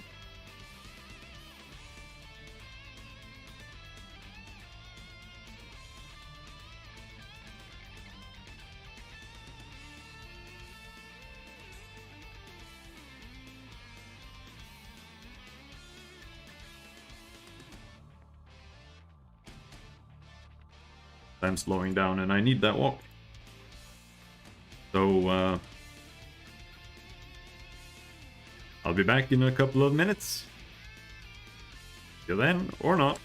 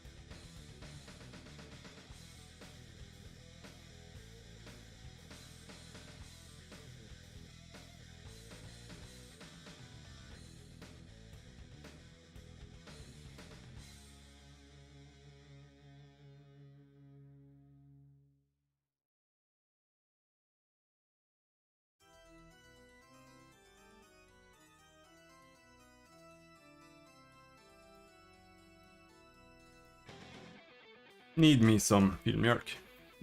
Yummy. Oh.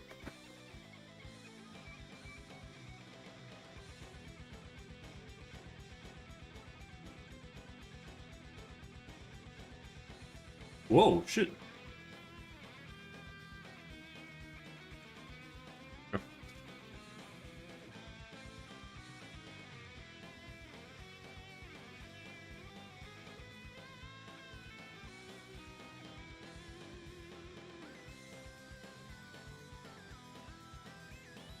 I hate batteries. I wish I could just keep my phone plugged in all the time. I hook it on the wall, and it wouldn't use the battery at all. I wonder if there are any solutions like that.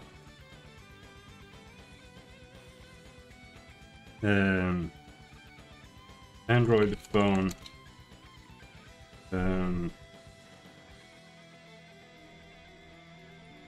I don't know what to type. Battery wall socket. Not charger. Bypassing the battery and powering the device directly from the wall socket.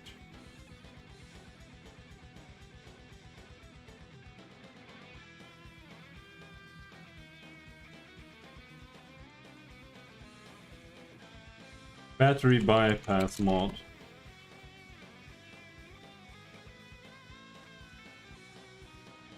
Android phone. Power from wall socket.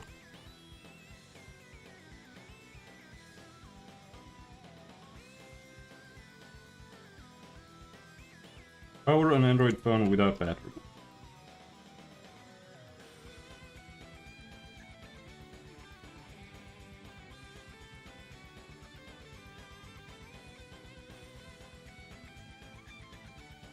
I don't think there are any real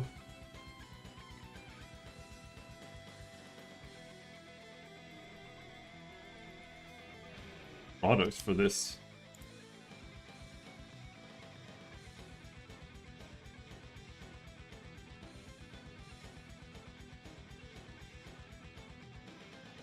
That would be pretty nice.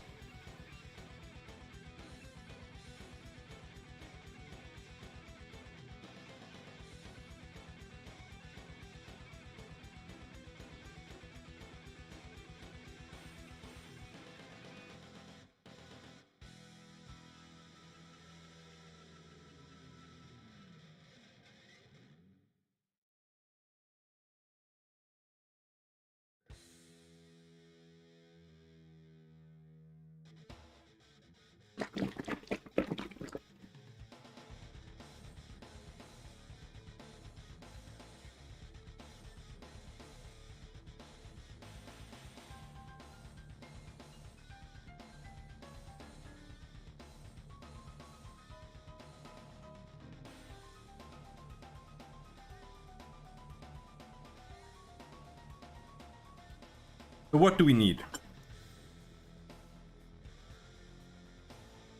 We need a buffer.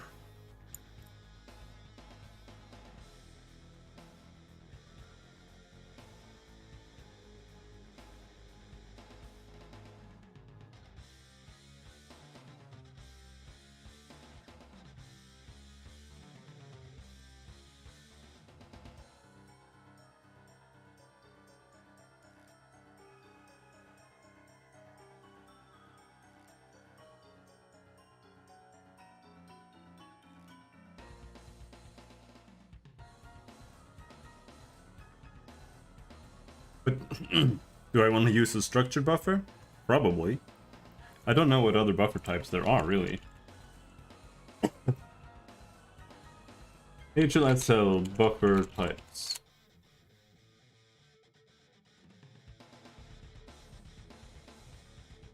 You can have a buffer of floats, but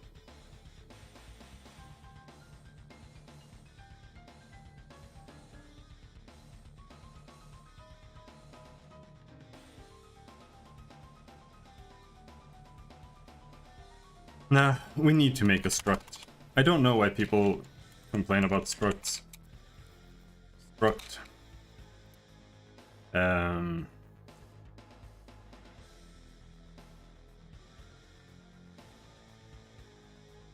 What should we call it?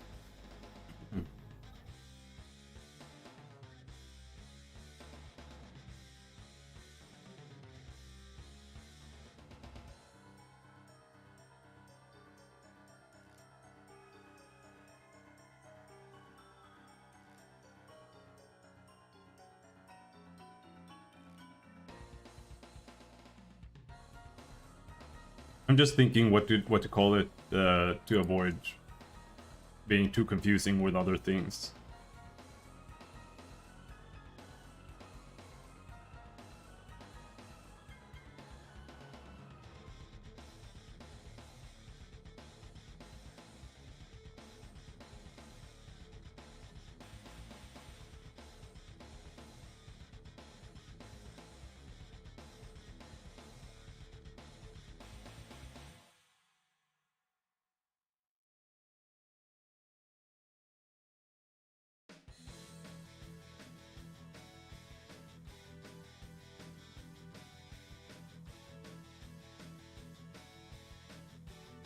Let's call it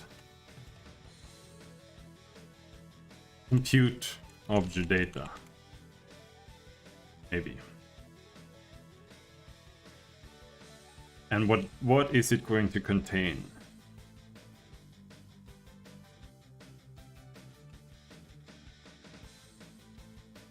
Going to contain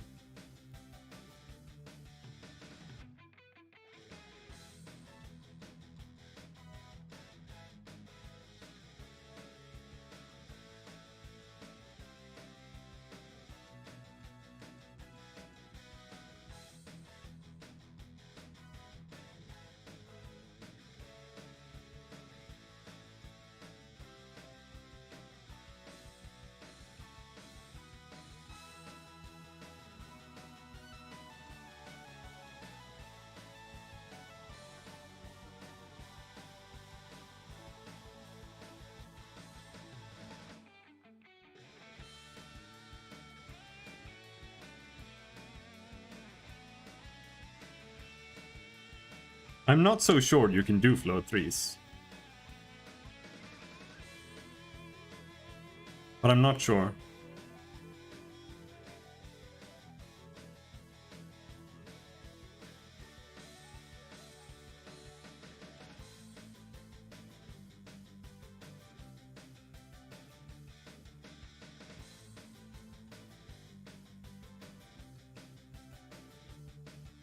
Because that's assuming that it knows to convert a vector 3 to a float 3. And I don't think it can. But I'm not sure.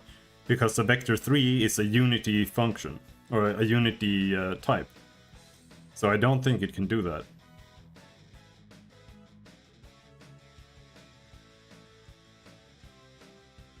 So we might have to just do like float 3x. Or float x. Float y. Float z.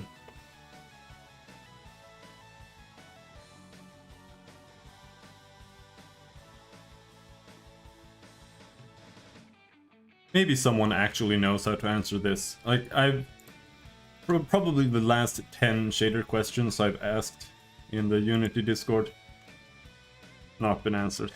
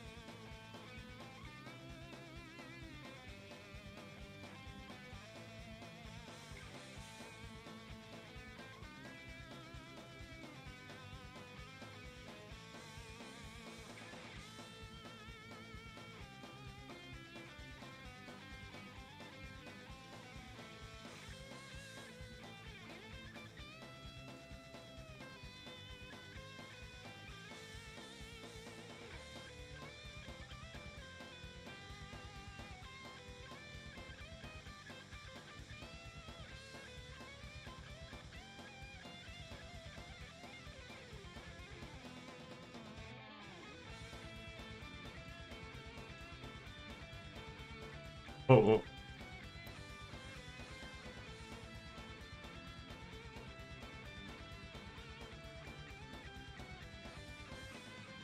Wrong server. No, it wasn't. What the fuck? Stop glitching out.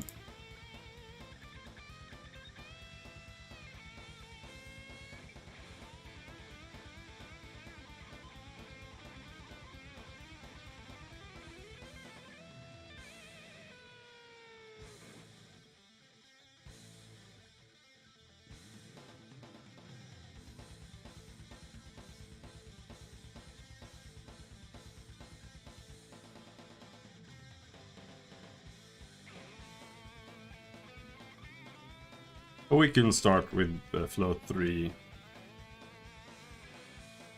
position. But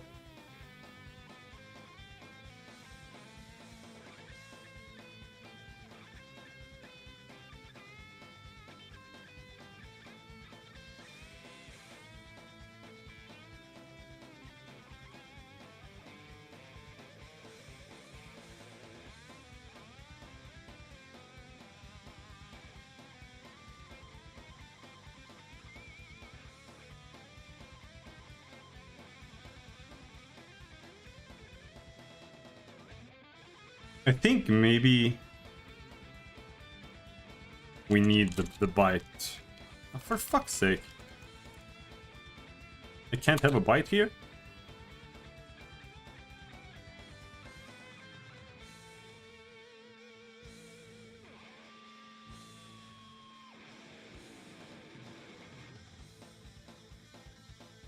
Oh, I guess bite is not an HLSL data type.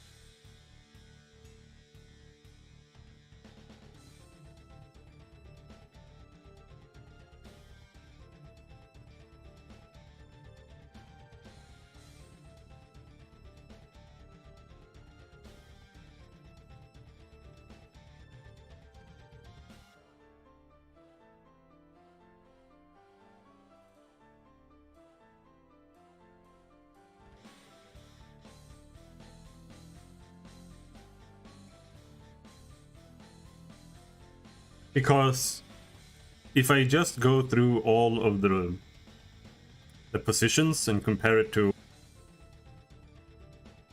That could be completely wrong. Like, we could have this wall here. And then I could have a character standing here, and that's the one we actually need to check against. And then I could have a character standing like over here, and also behind a wall. And in fact, we're gonna check that one, but we end up checking this one. Or maybe it's even standing like up there. So I still think we need to know the building. Or the building the character is standing behind, so we can confirm.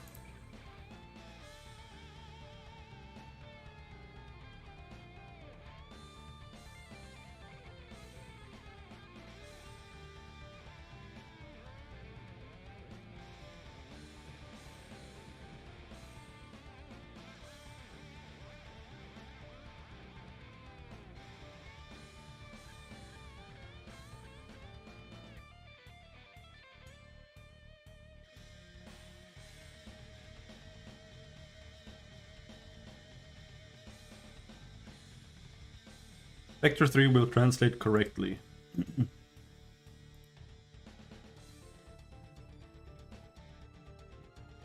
Alright.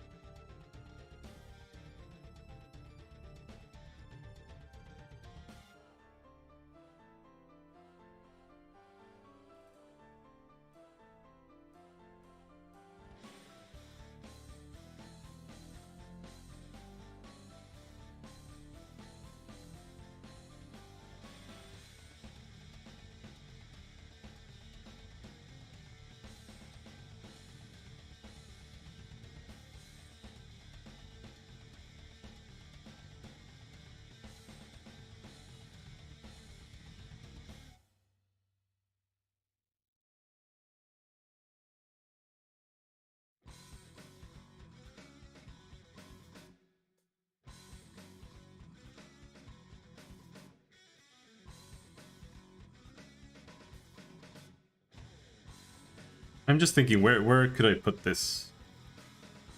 Compute object data.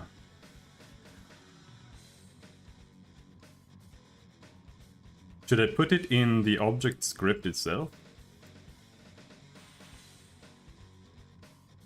I could literally just pop a struct up here.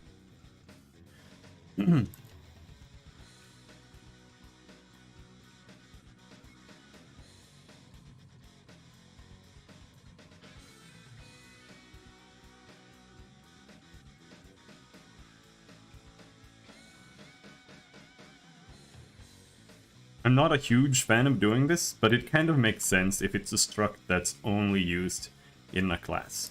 Right.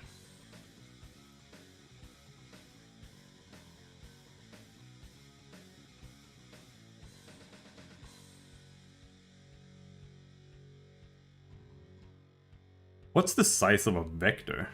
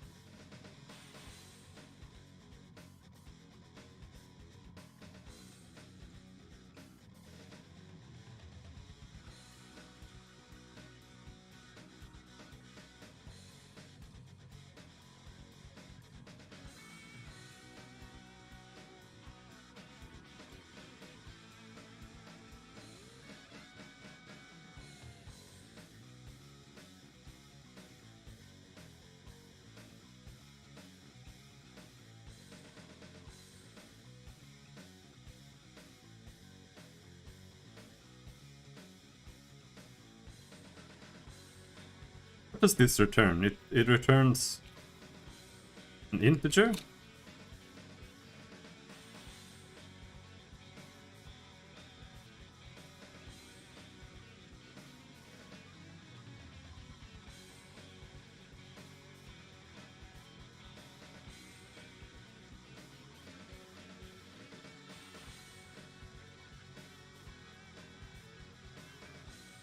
Is a vector 3's size just 3 floats? I think so.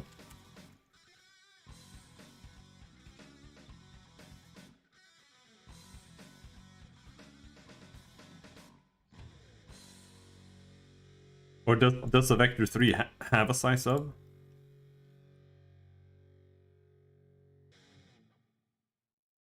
I think so. I don't think you can do size of.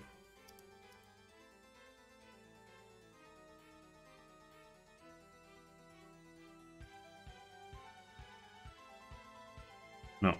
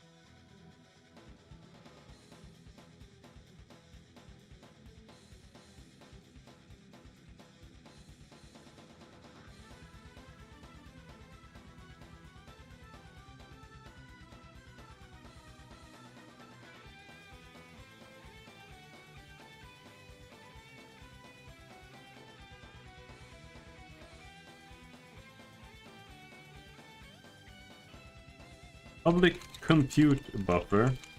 And this compute buffer is going to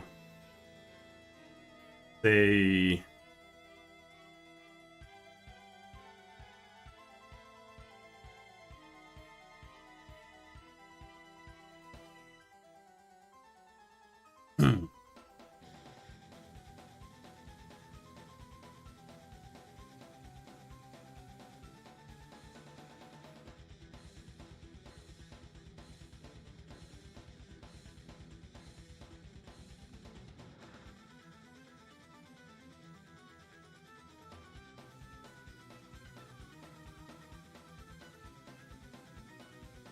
should I name it?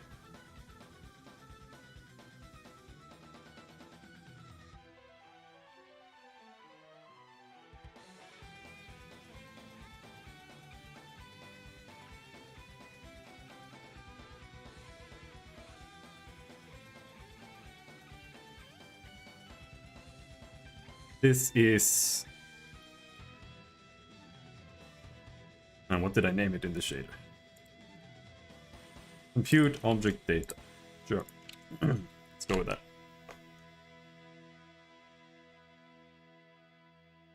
Compute object data. Huh? Oh no, that's what I named the struct. Oh.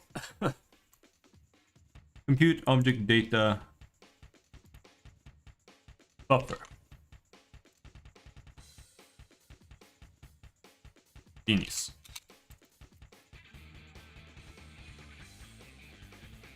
New compute buffers.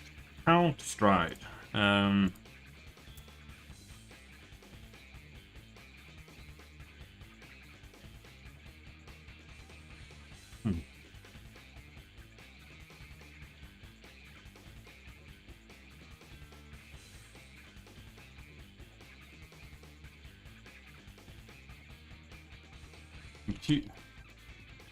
Compute buffer resize.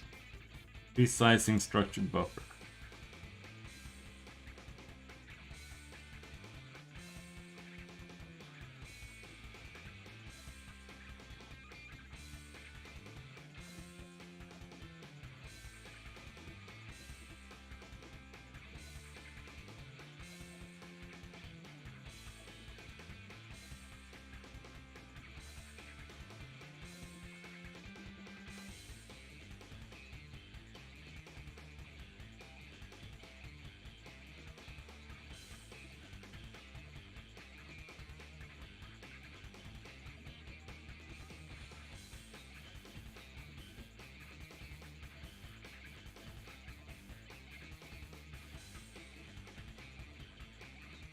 Well, it doesn't matter. We're not updating this that often.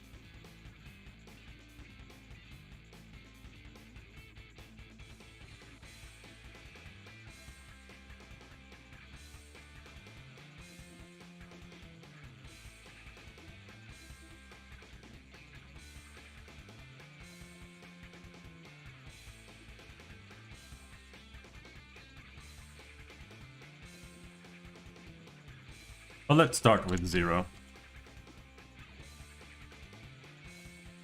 Size of, well, no, compute object data dot size of. Big it is. Compute buffer type. Compute buffer type. We got structured, default, and default is structured, but I'm gonna set it directly to structured.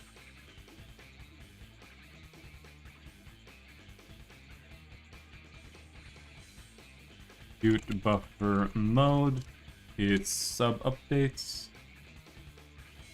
I think, well,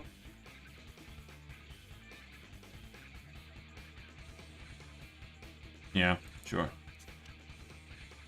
This doesn't have to be multi-threaded. That.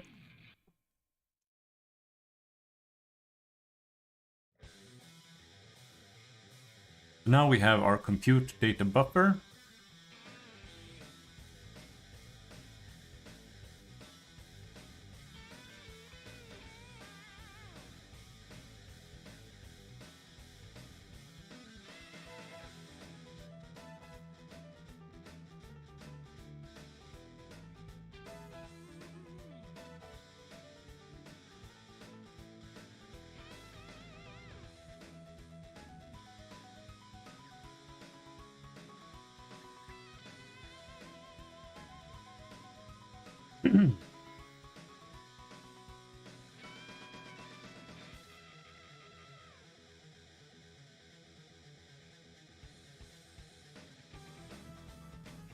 I don't know why I'm getting stuck on this.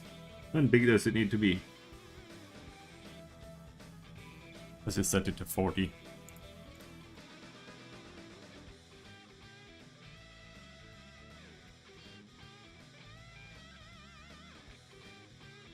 And we also need compute int compute object data buffer.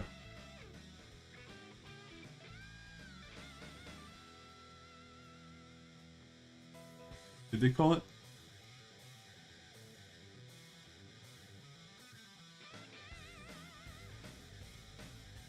Count.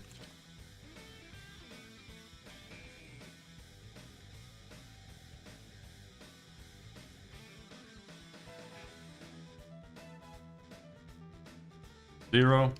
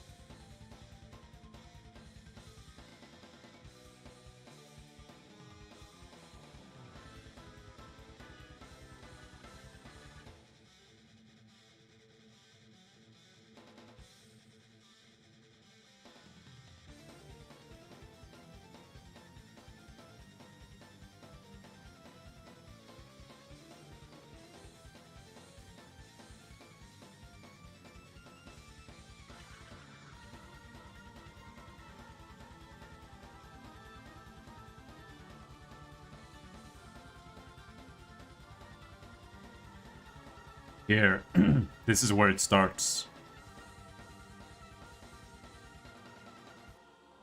Player tile, we're checking player tile position. And here we're setting, if target character does not equal null, then we're setting that. This is the start of it. This should be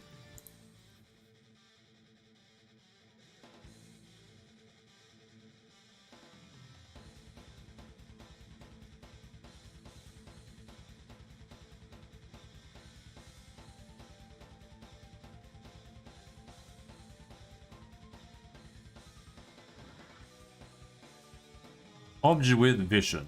Is that it?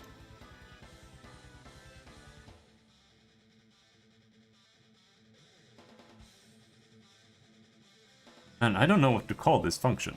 I don't really like that either.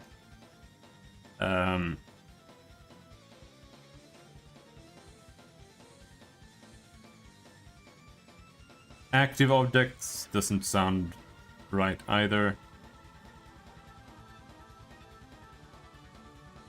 Element objects.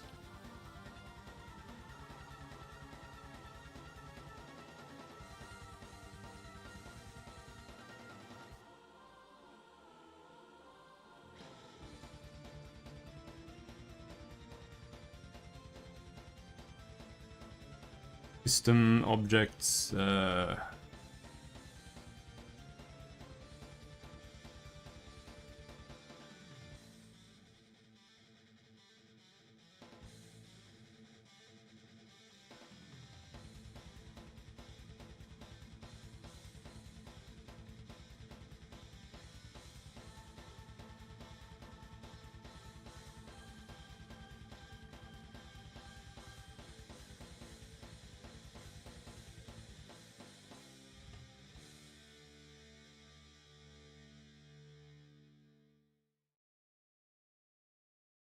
I'm gonna literally call it relevant objects list. That's what it's gonna be called. And then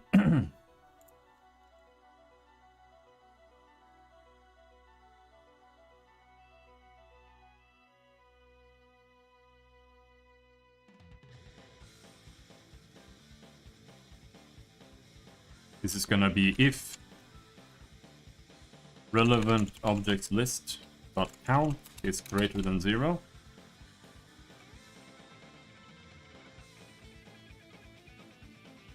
Then we're gonna for loop through the relevant objects list dot count relevant objects list dot I.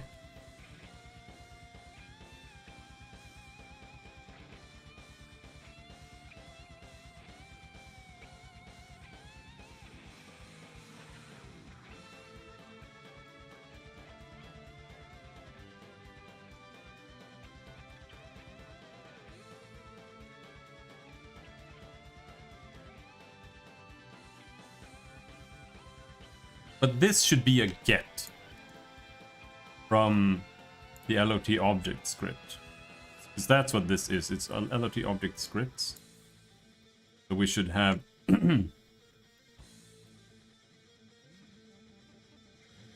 let's make a public vector3 int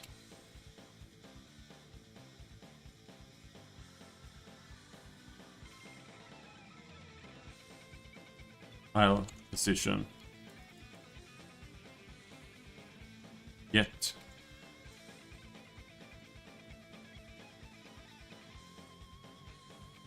kernel position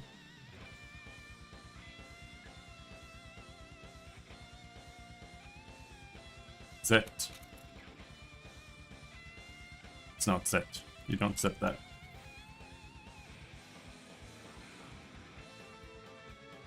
But then in reality, it's gonna do this.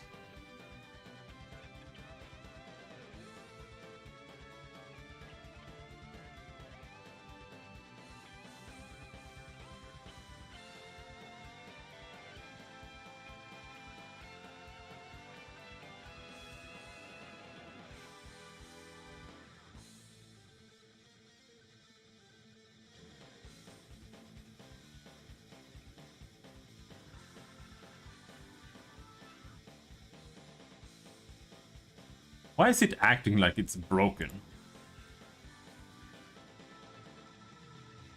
It is, kind of.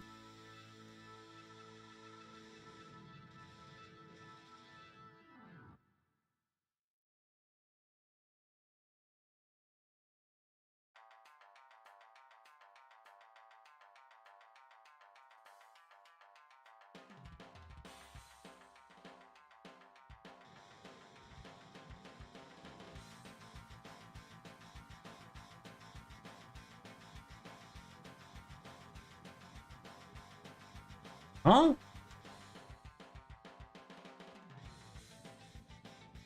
Oh, no, this is broken. Everything.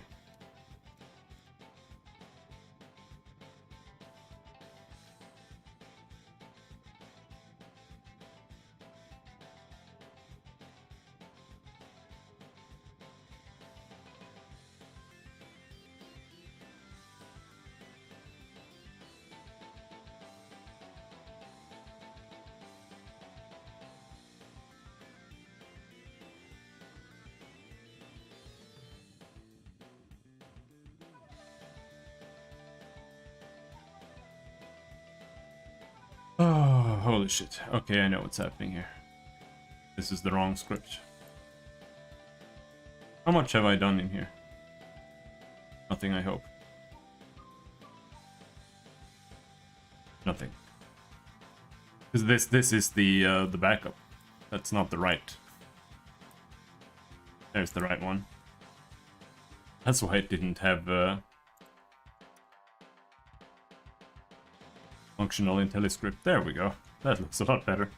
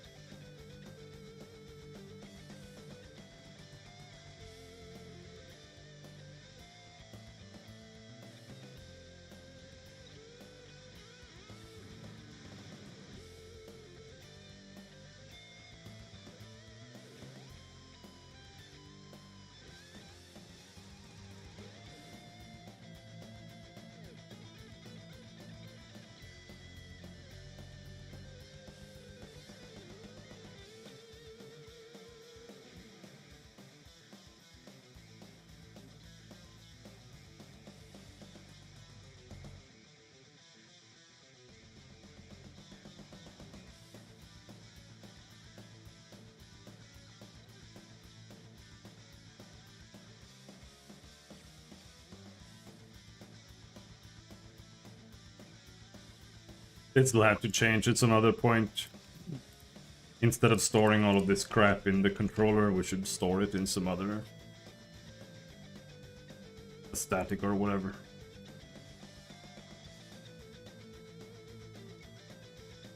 Because the tile size is hard-coded, that cannot change.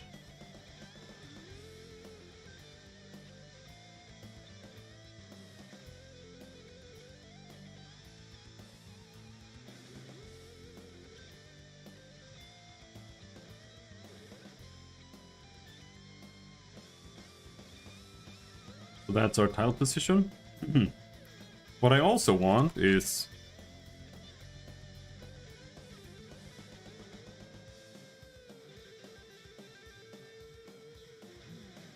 rounded position, I would like.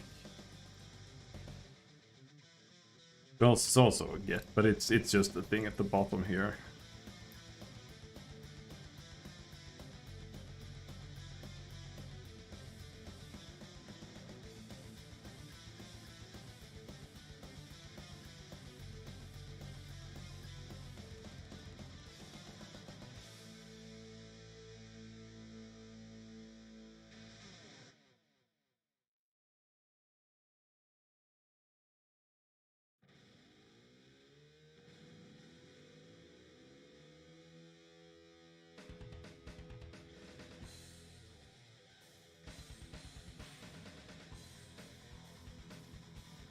Any reason I'm not doing that?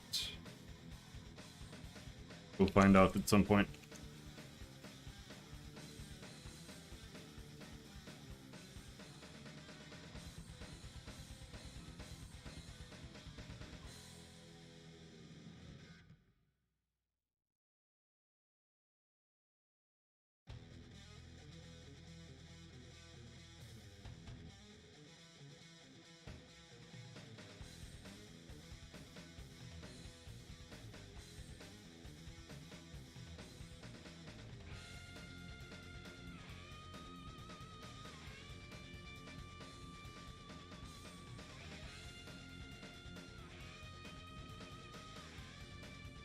Then we're here.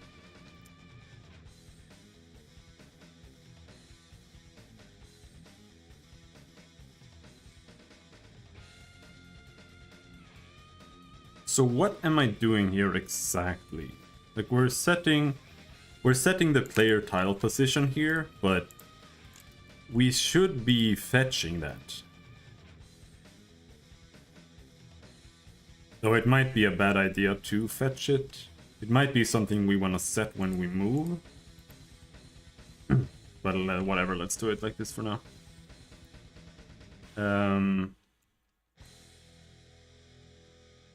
But right here,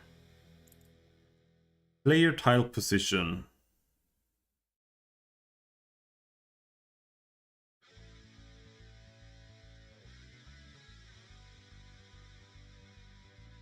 This whole thing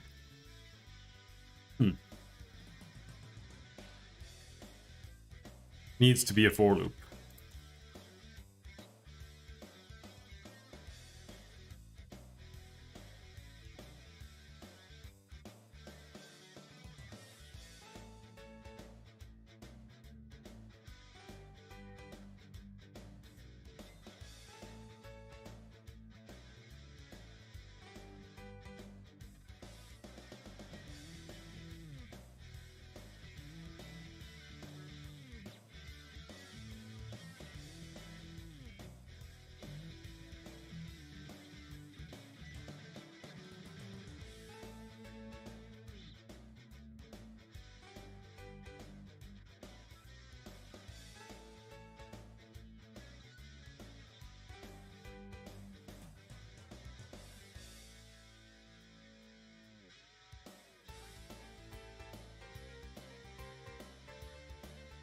And then we'll set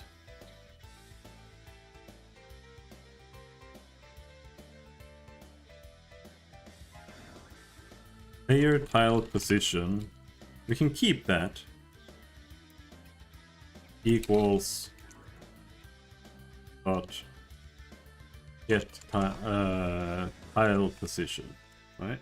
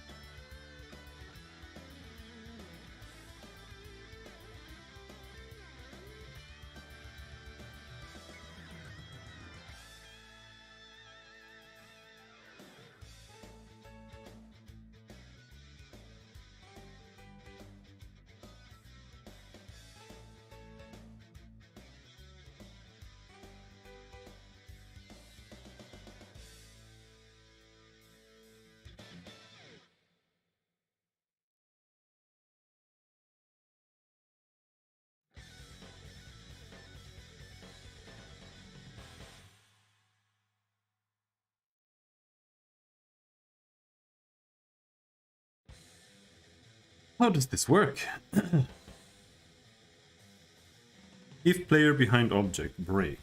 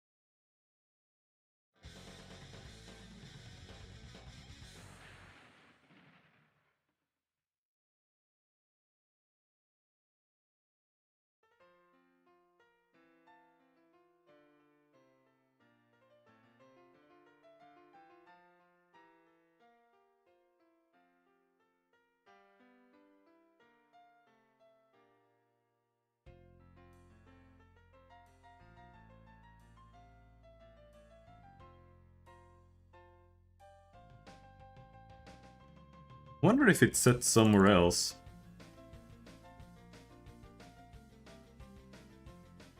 Kind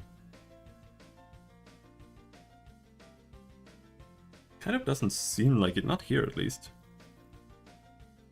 Because what's weird is...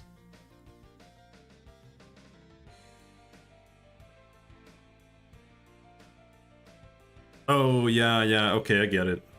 I understand now. What's happening is...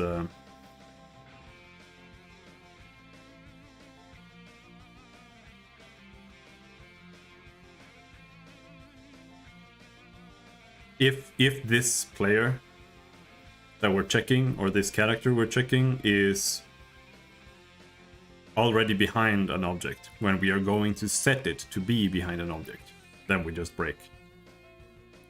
But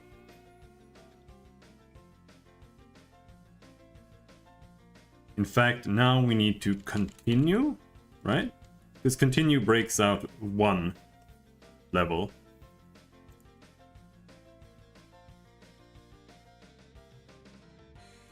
Breaks one iteration, yeah. Well, no, it...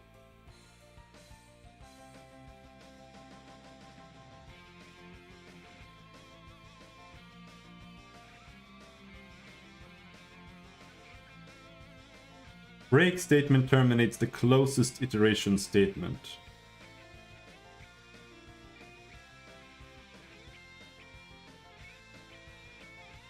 Oh, I thought break broke everything.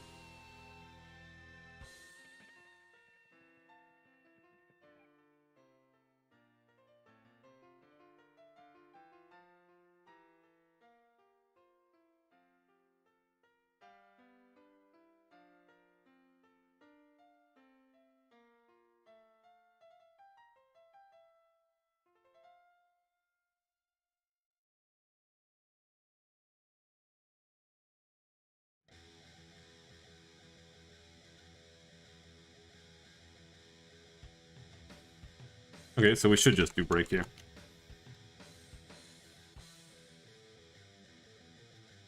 But this should be...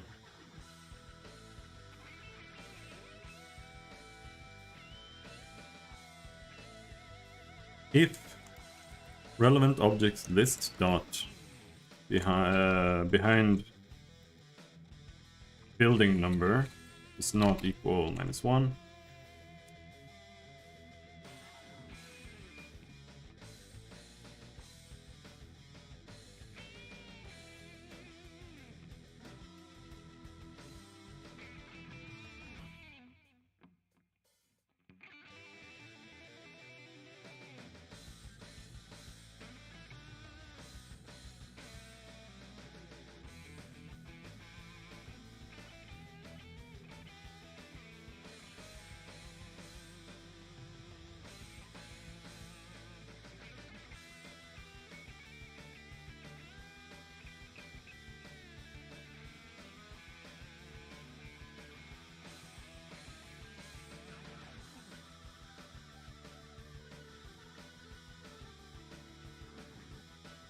We have the tile here.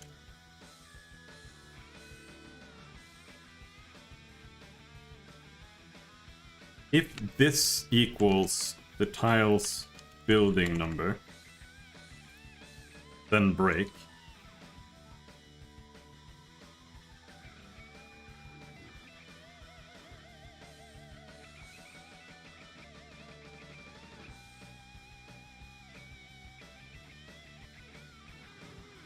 Well, I kind of want to do this.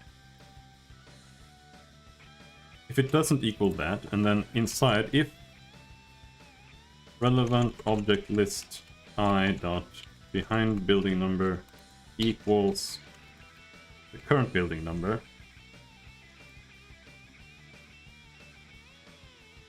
then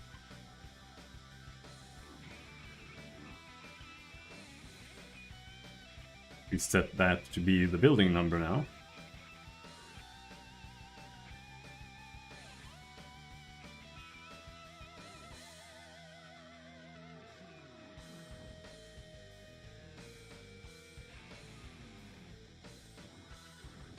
And then we break.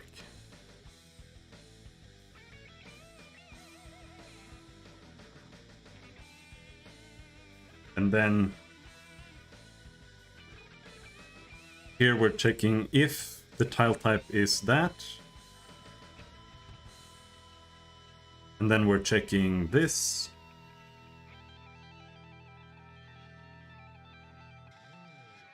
This transparency slider thing is gonna be tedious. Ooh. How the fuck do we handle that?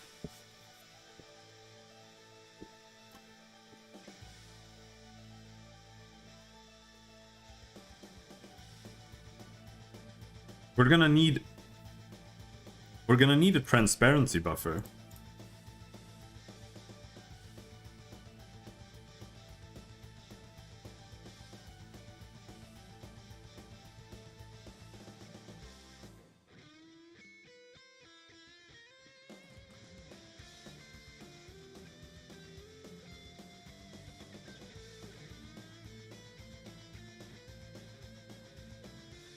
Public compute buffer.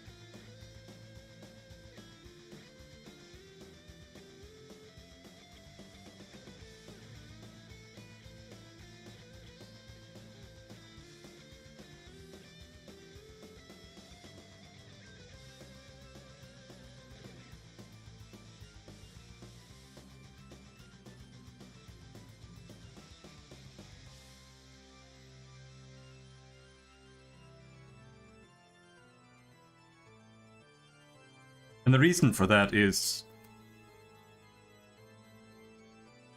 every building number needs to have its own separate transparency counter. Because otherwise, if I walk behind one building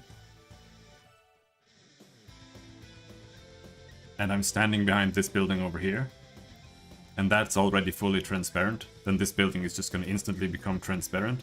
Or they're both going to become visible and then fade away again every single time. So they all need to have their separate transparency counts.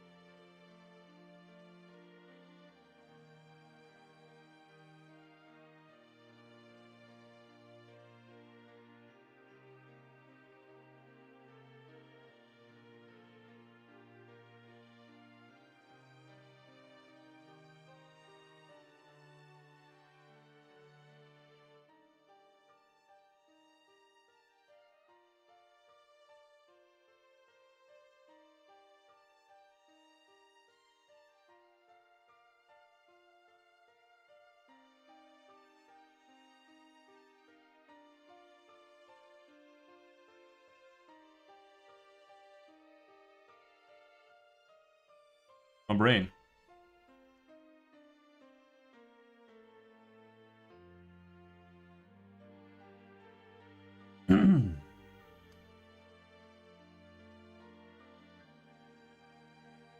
This, we actually know this, the building transparency.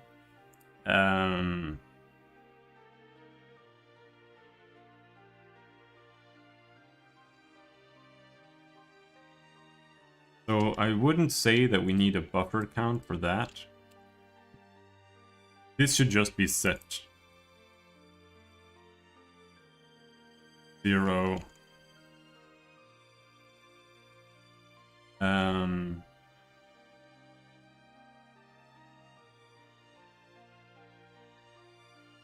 The building transparency buffer.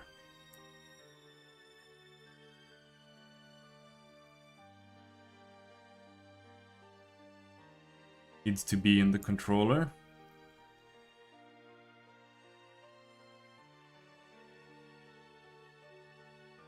We can just put both there. Gonna start getting weird and annoying otherwise.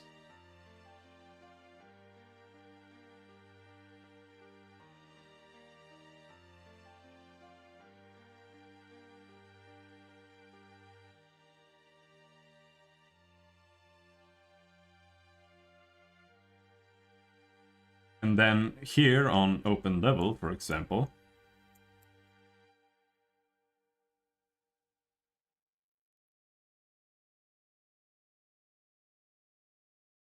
once this is done, we can do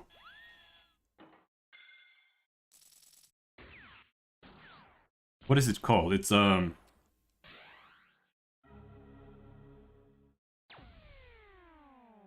something else. Array, light array, native array. Native array of type.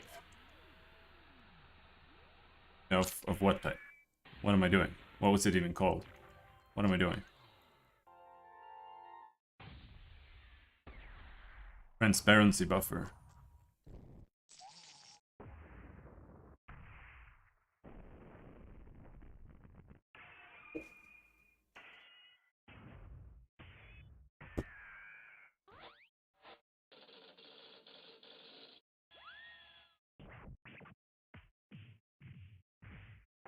We don't have a struct for that.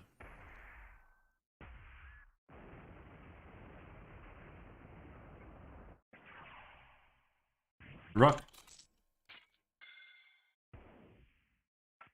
Compute.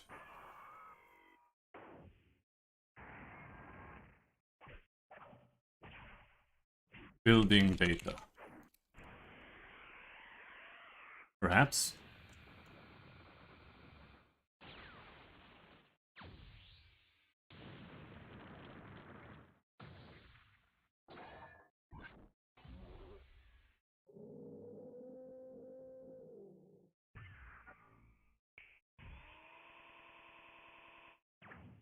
Then what we do is we set these things, like the height map here. What's set in the level stencil? File type, room ID, building number, init height map.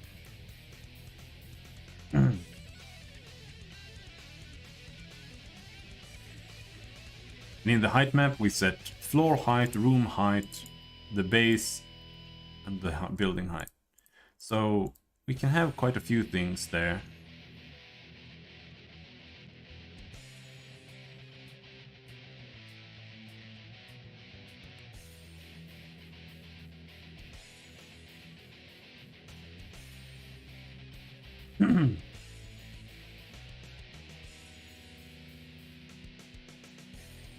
Float.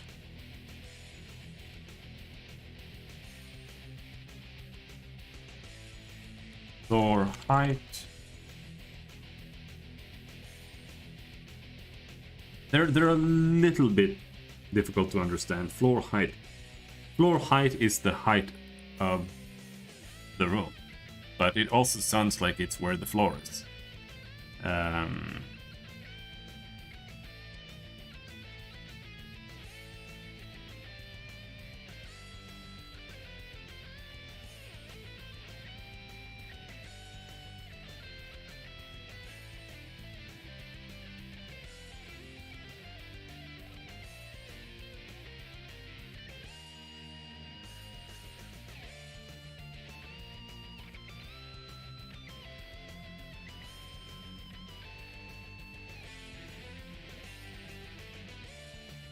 Well, I think it is actually the room.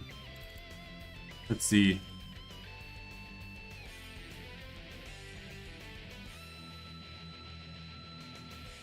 Floor height, room height.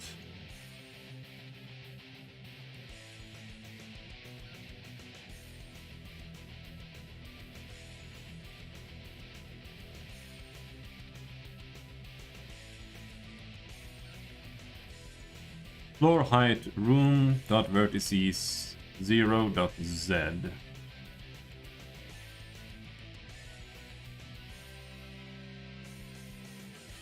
Yeah, so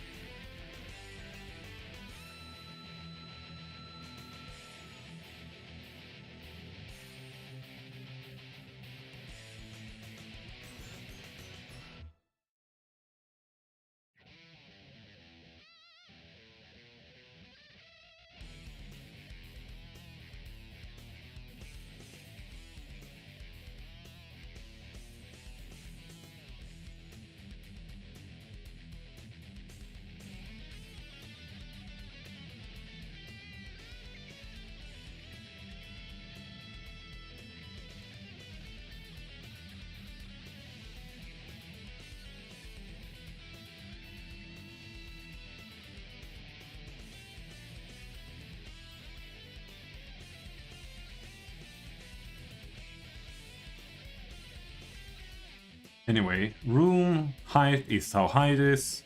Floor height is where it starts. So I want to call it, instead of floor height, I want to call it floor Z.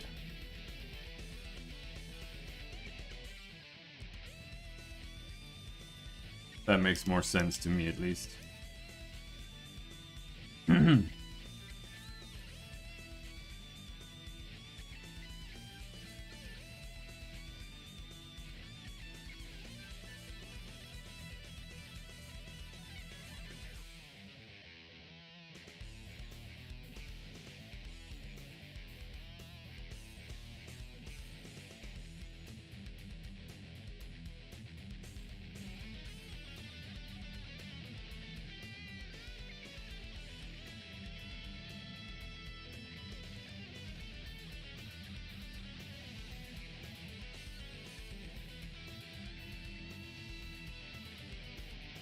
This is what I need. What am I doing here? Building data.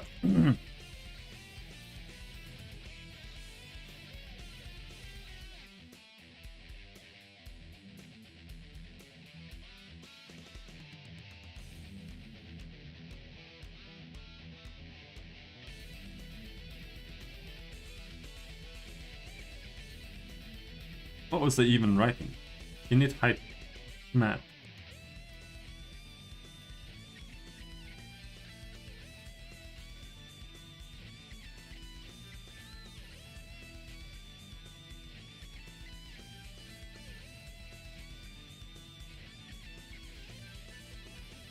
Oh yeah, I was making this.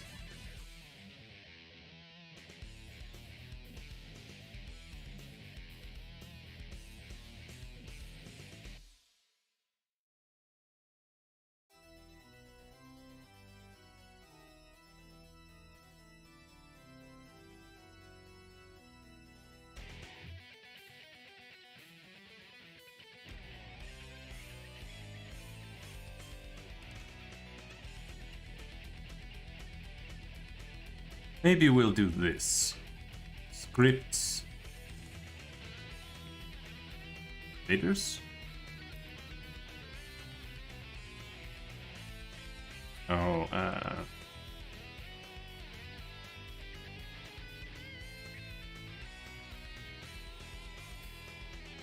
folder structs. Rock.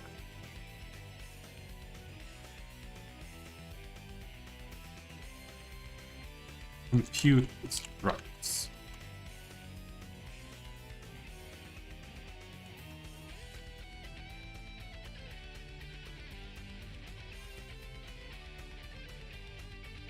This doesn't even need to be a class. Right?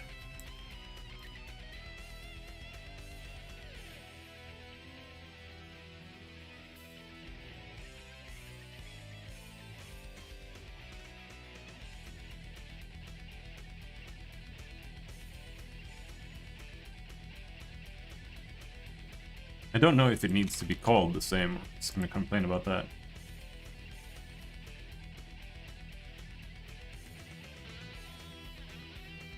Yeah, no, it doesn't. Well, maybe.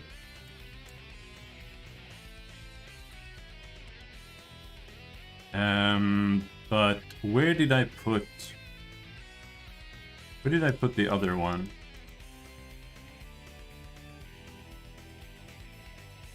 Put that inside here. I don't really like having them inside another class. Better to do this.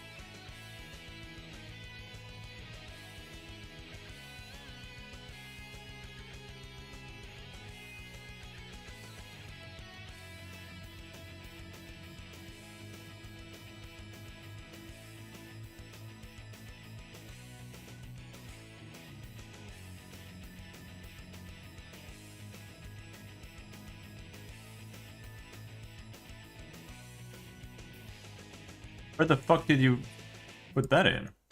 Huh? I hate that it started doing that.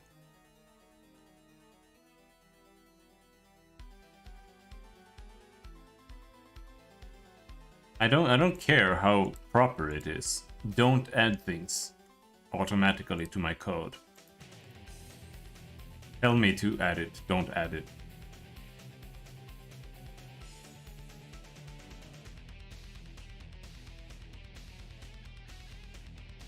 Nah, don't get caught up on that. It only happens randomly.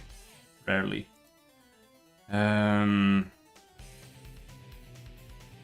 Now we have a native array of type compute building data.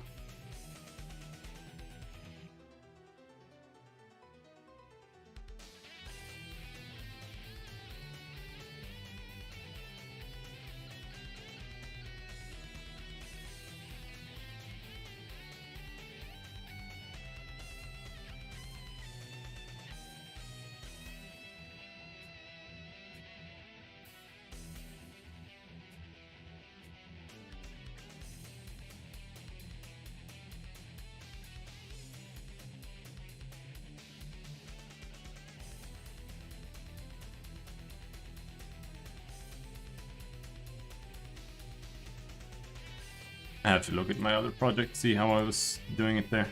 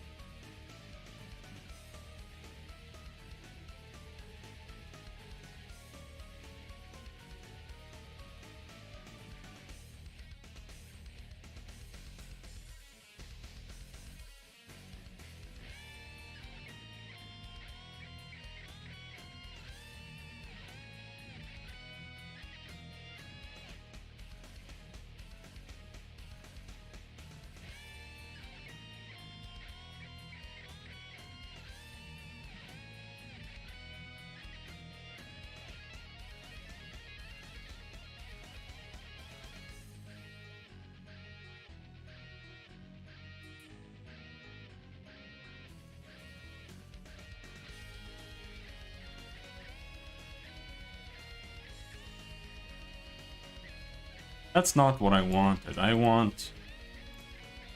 Well... Float.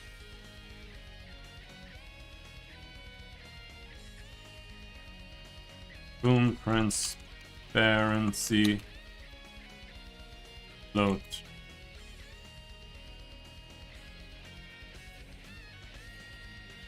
Floor transparency.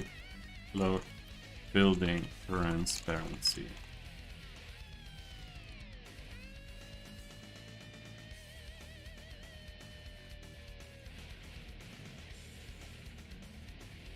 Yeah.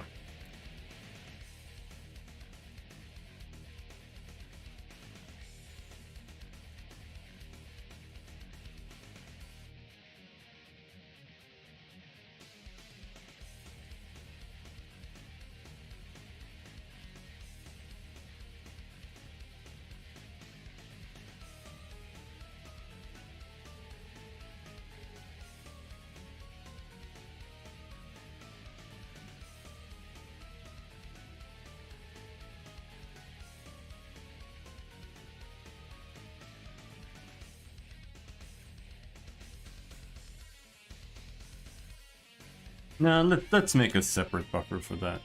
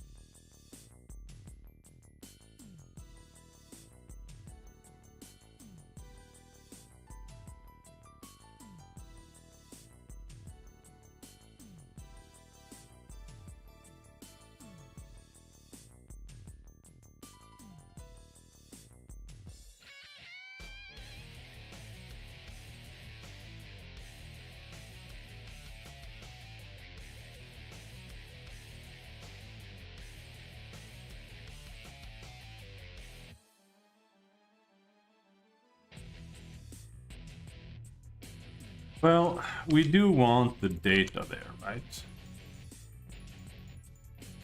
And I lost track of what I'm doing. I'll be right back.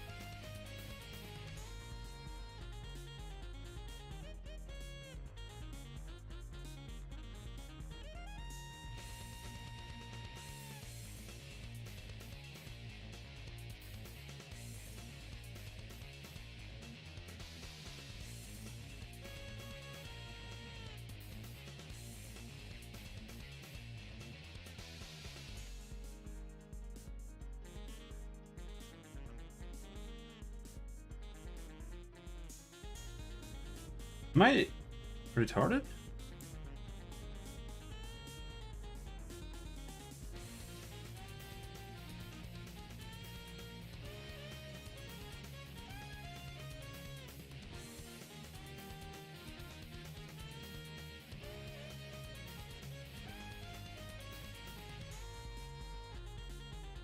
Begin right.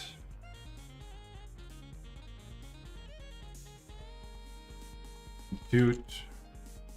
Well, this is the wrong build.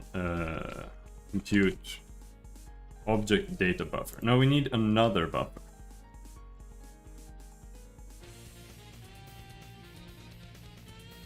Public compute buffer. Compute building data buffer. I'm already doing this with fixtures, but the buffer method is probably way faster and more flexible.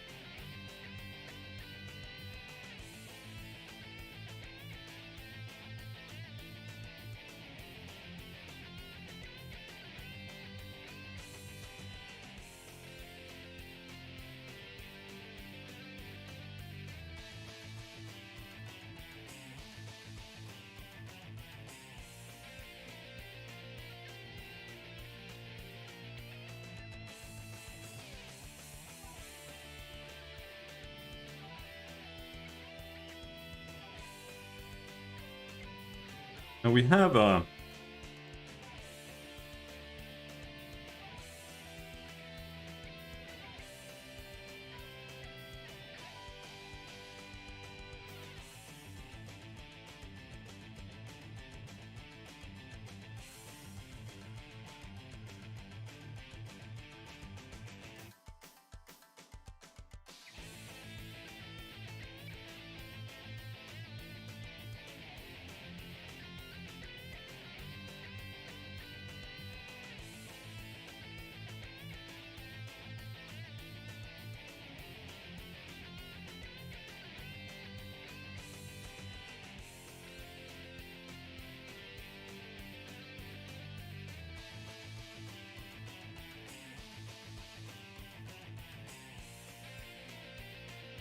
let's call it not transparency buffer, let's call it compute building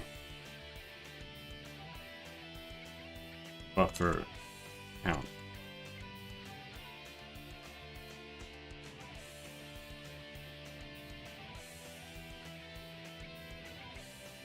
Because then we can use the same building buffer for, or the count for all the other buildings. Because we'll only have one amount of buildings, and that'll be universal.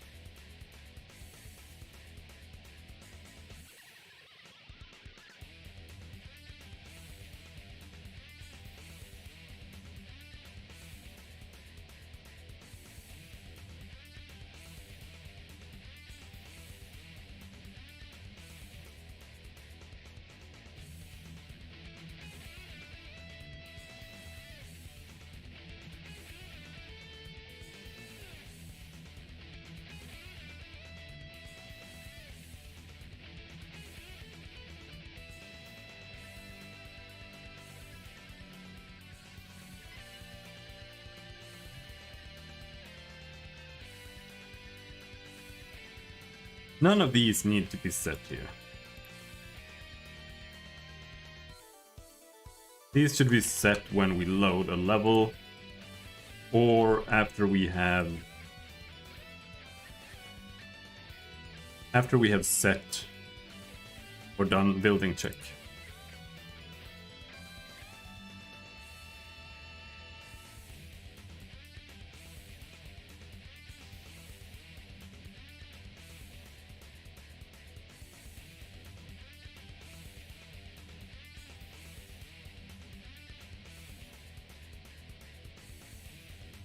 Where are we now? Open level, for example.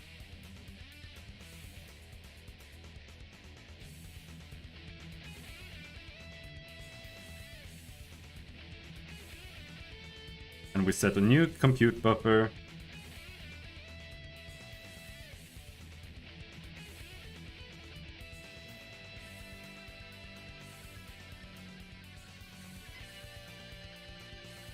Well, I mean, I think so. But we'd have to release the previous one. Because you can't resize it. Dot count. Get, yeah. Dispose equals. Set counter value.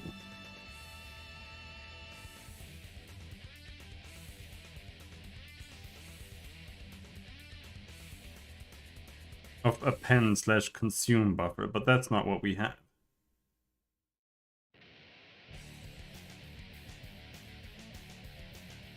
Unit, no, HLSL append buffer.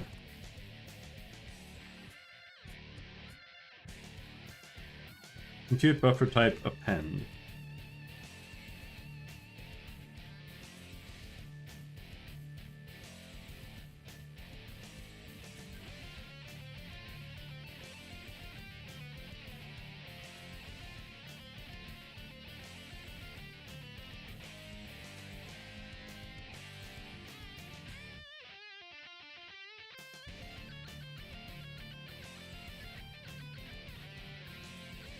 Input buffer that appears as a stream the shader may pull values from.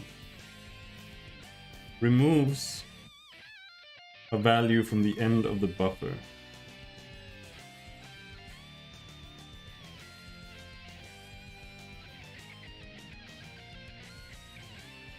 Output buffer that appears as a stream the shader may append to. Only a structured buffer can take t-types that are structures. Appends a value to the end of the buffer.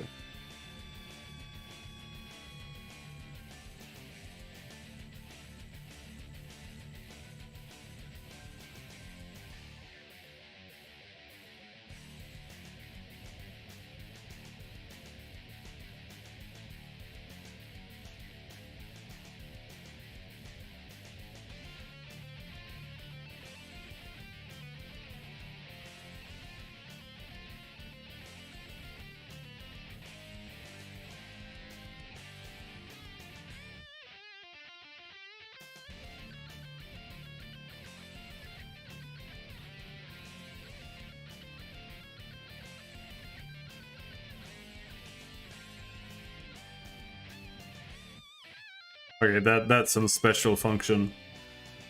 It works like a queue or something like that. It's not what we want.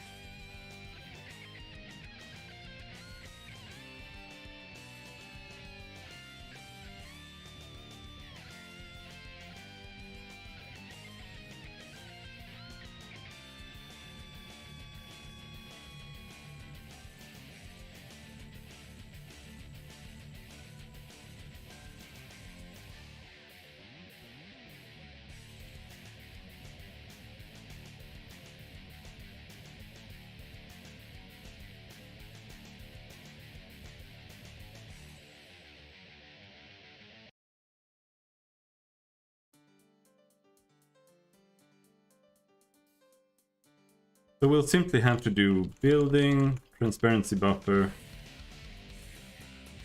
If building transparency buffer is not equal null, then building transparency buffer dot release.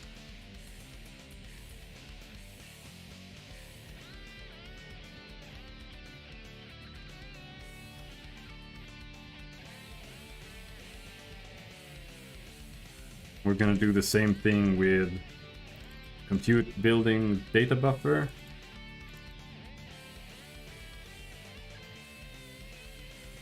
And we're gonna set new buffers. Compute building transparency buffer. Compute building transparency struct size of. And the compute building data buffer is going to be a new compute buffer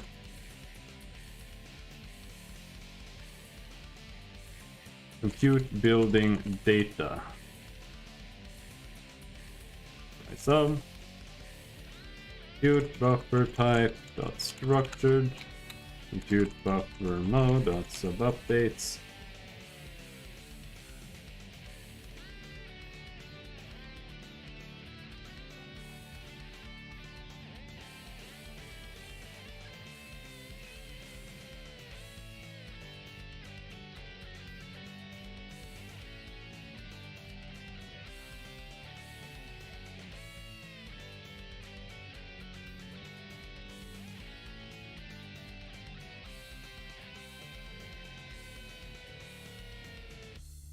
And then the count here is going to be rooms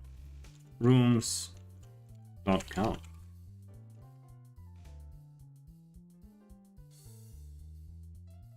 On both. So the idea is that we structure it to be as long as the longest array, which is always going to be rooms. And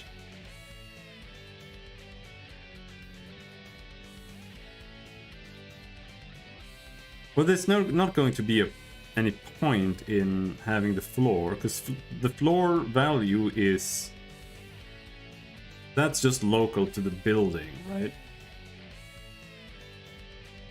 So that's gonna have to be based on just the room ID. But then the idea is that building number 0's data goes in the first entry here, and room number 1 also goes in the first entry. But they're not related to each other. It's just gonna be that. So we don't need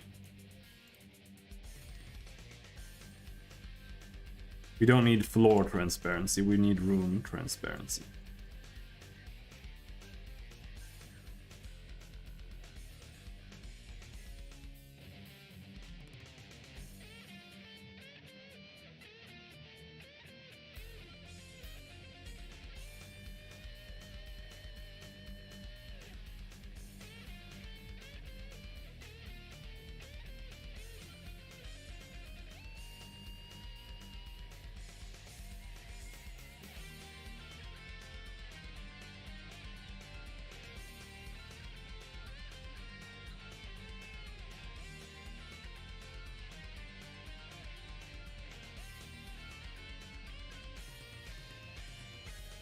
And then here you need buffer count, compute building buffer count equals 0. And you do a for loop. The for loop is rooms.count. And then you set temp n array equals new compute building data. We need floor Z, and that's gonna be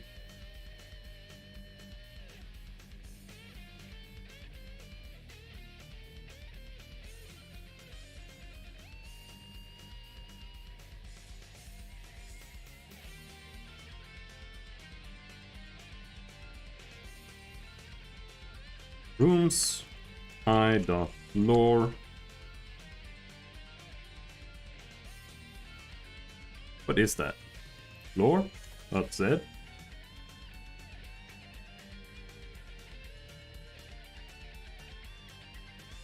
Room height, floor height.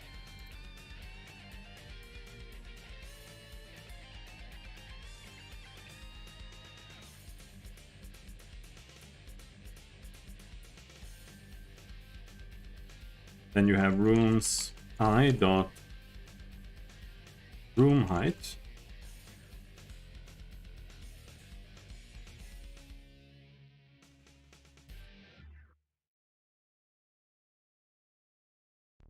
Then we have, this is going to be a little bit tricky though.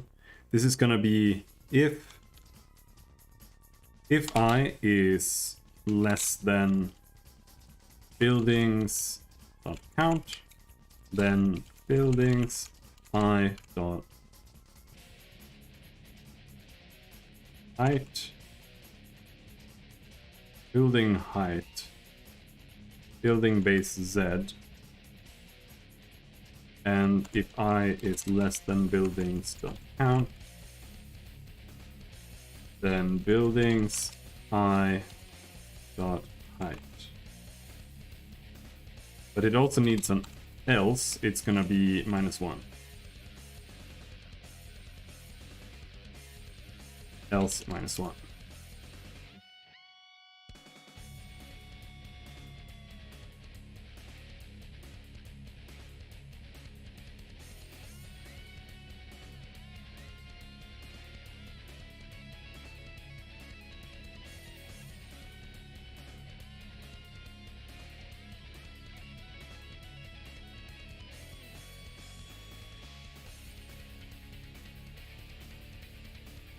That's why.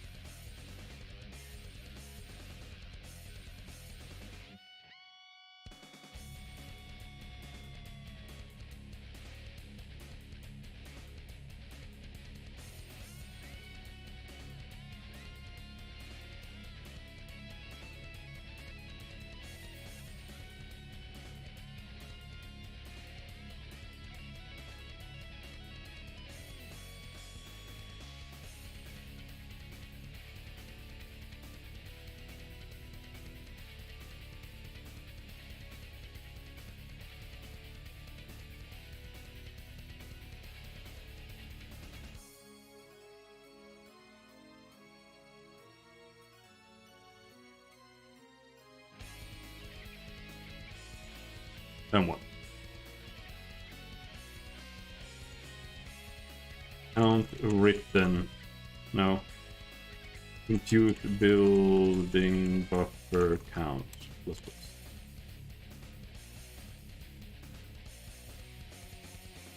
And then we say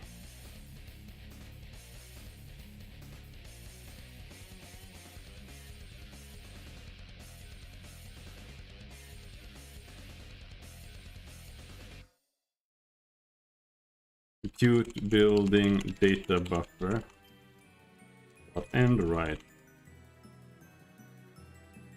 Compute building data. Count written, compute building buffer count.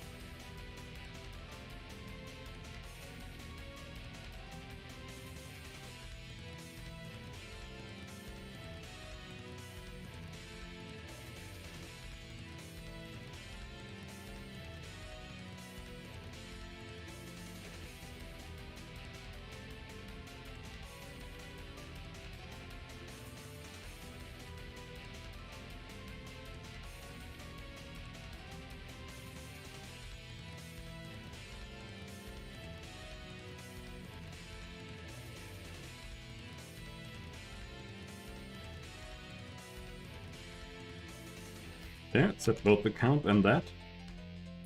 Holy shit!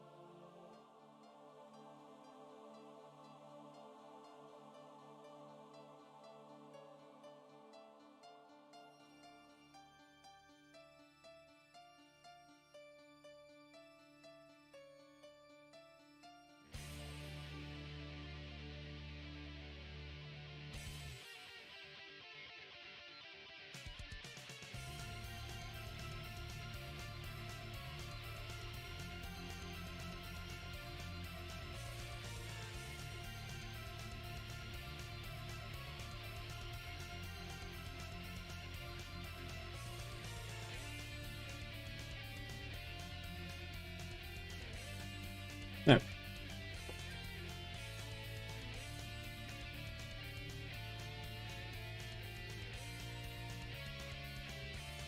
Oh boy.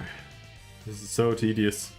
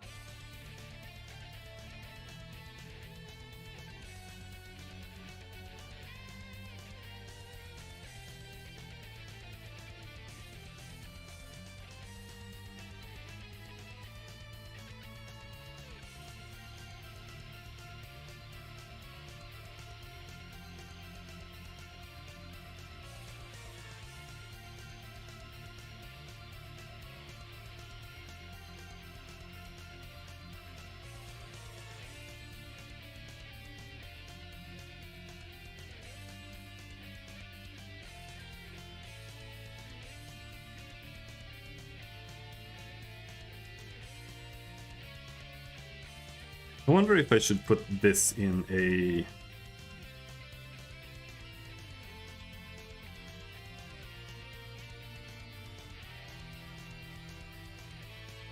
I don't know, like I've read something about buffers being like pointers.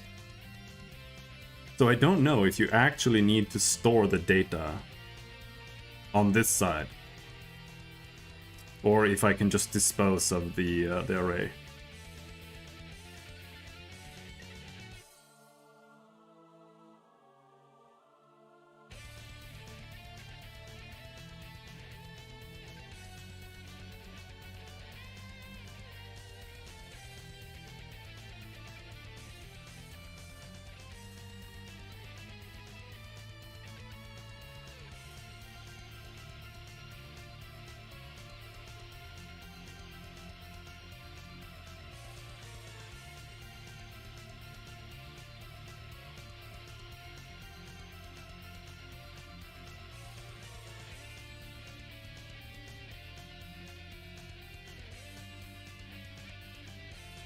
I can just feel my my data stream in my brain getting overloaded, because there are so many different places where this has to be done, and my brain just kind of pulls the handbrake.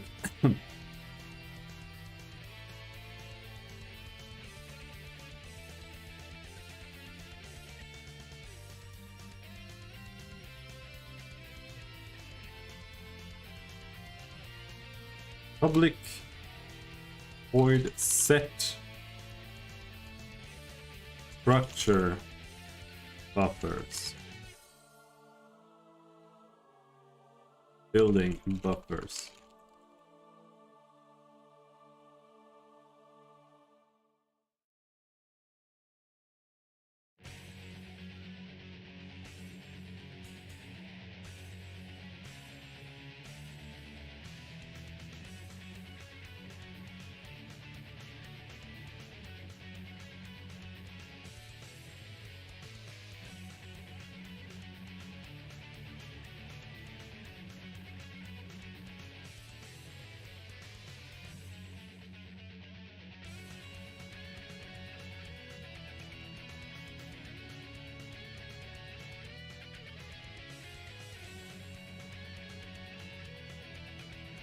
So now we're doing this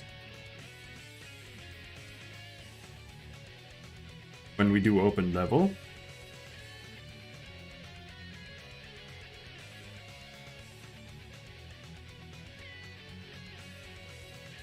But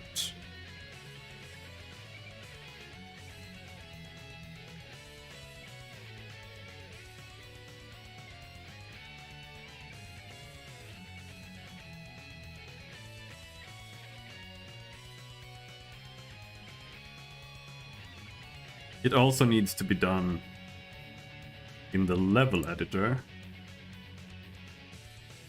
when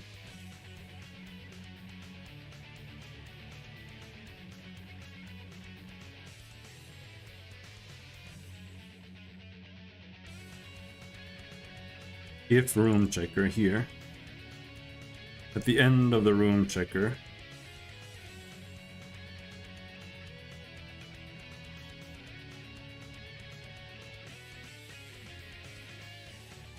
like that.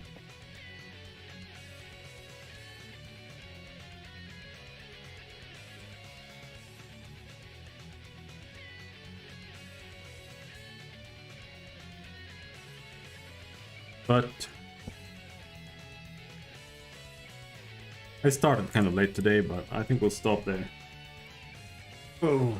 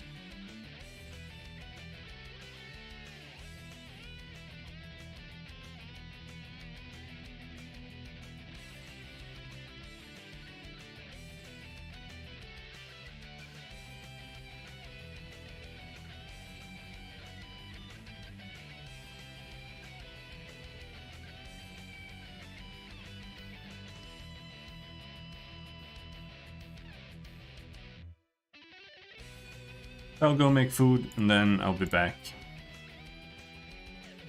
We'll try struggling more with the ray tracing.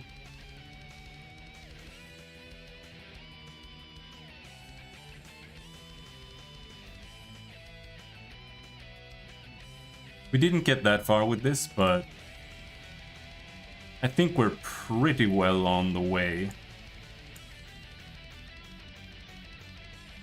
Because the problem is setting up all these buffers. Everything just needs to have multiple object information instead of just checking against this one variable now.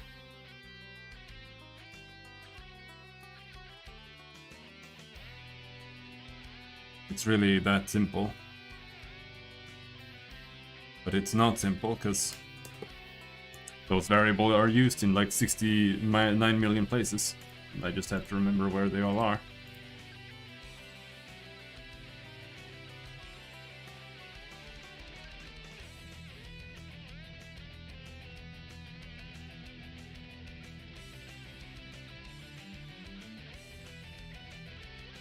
But yeah, I'll be back in a bit. See you then. Thanks for hanging. Bye bye.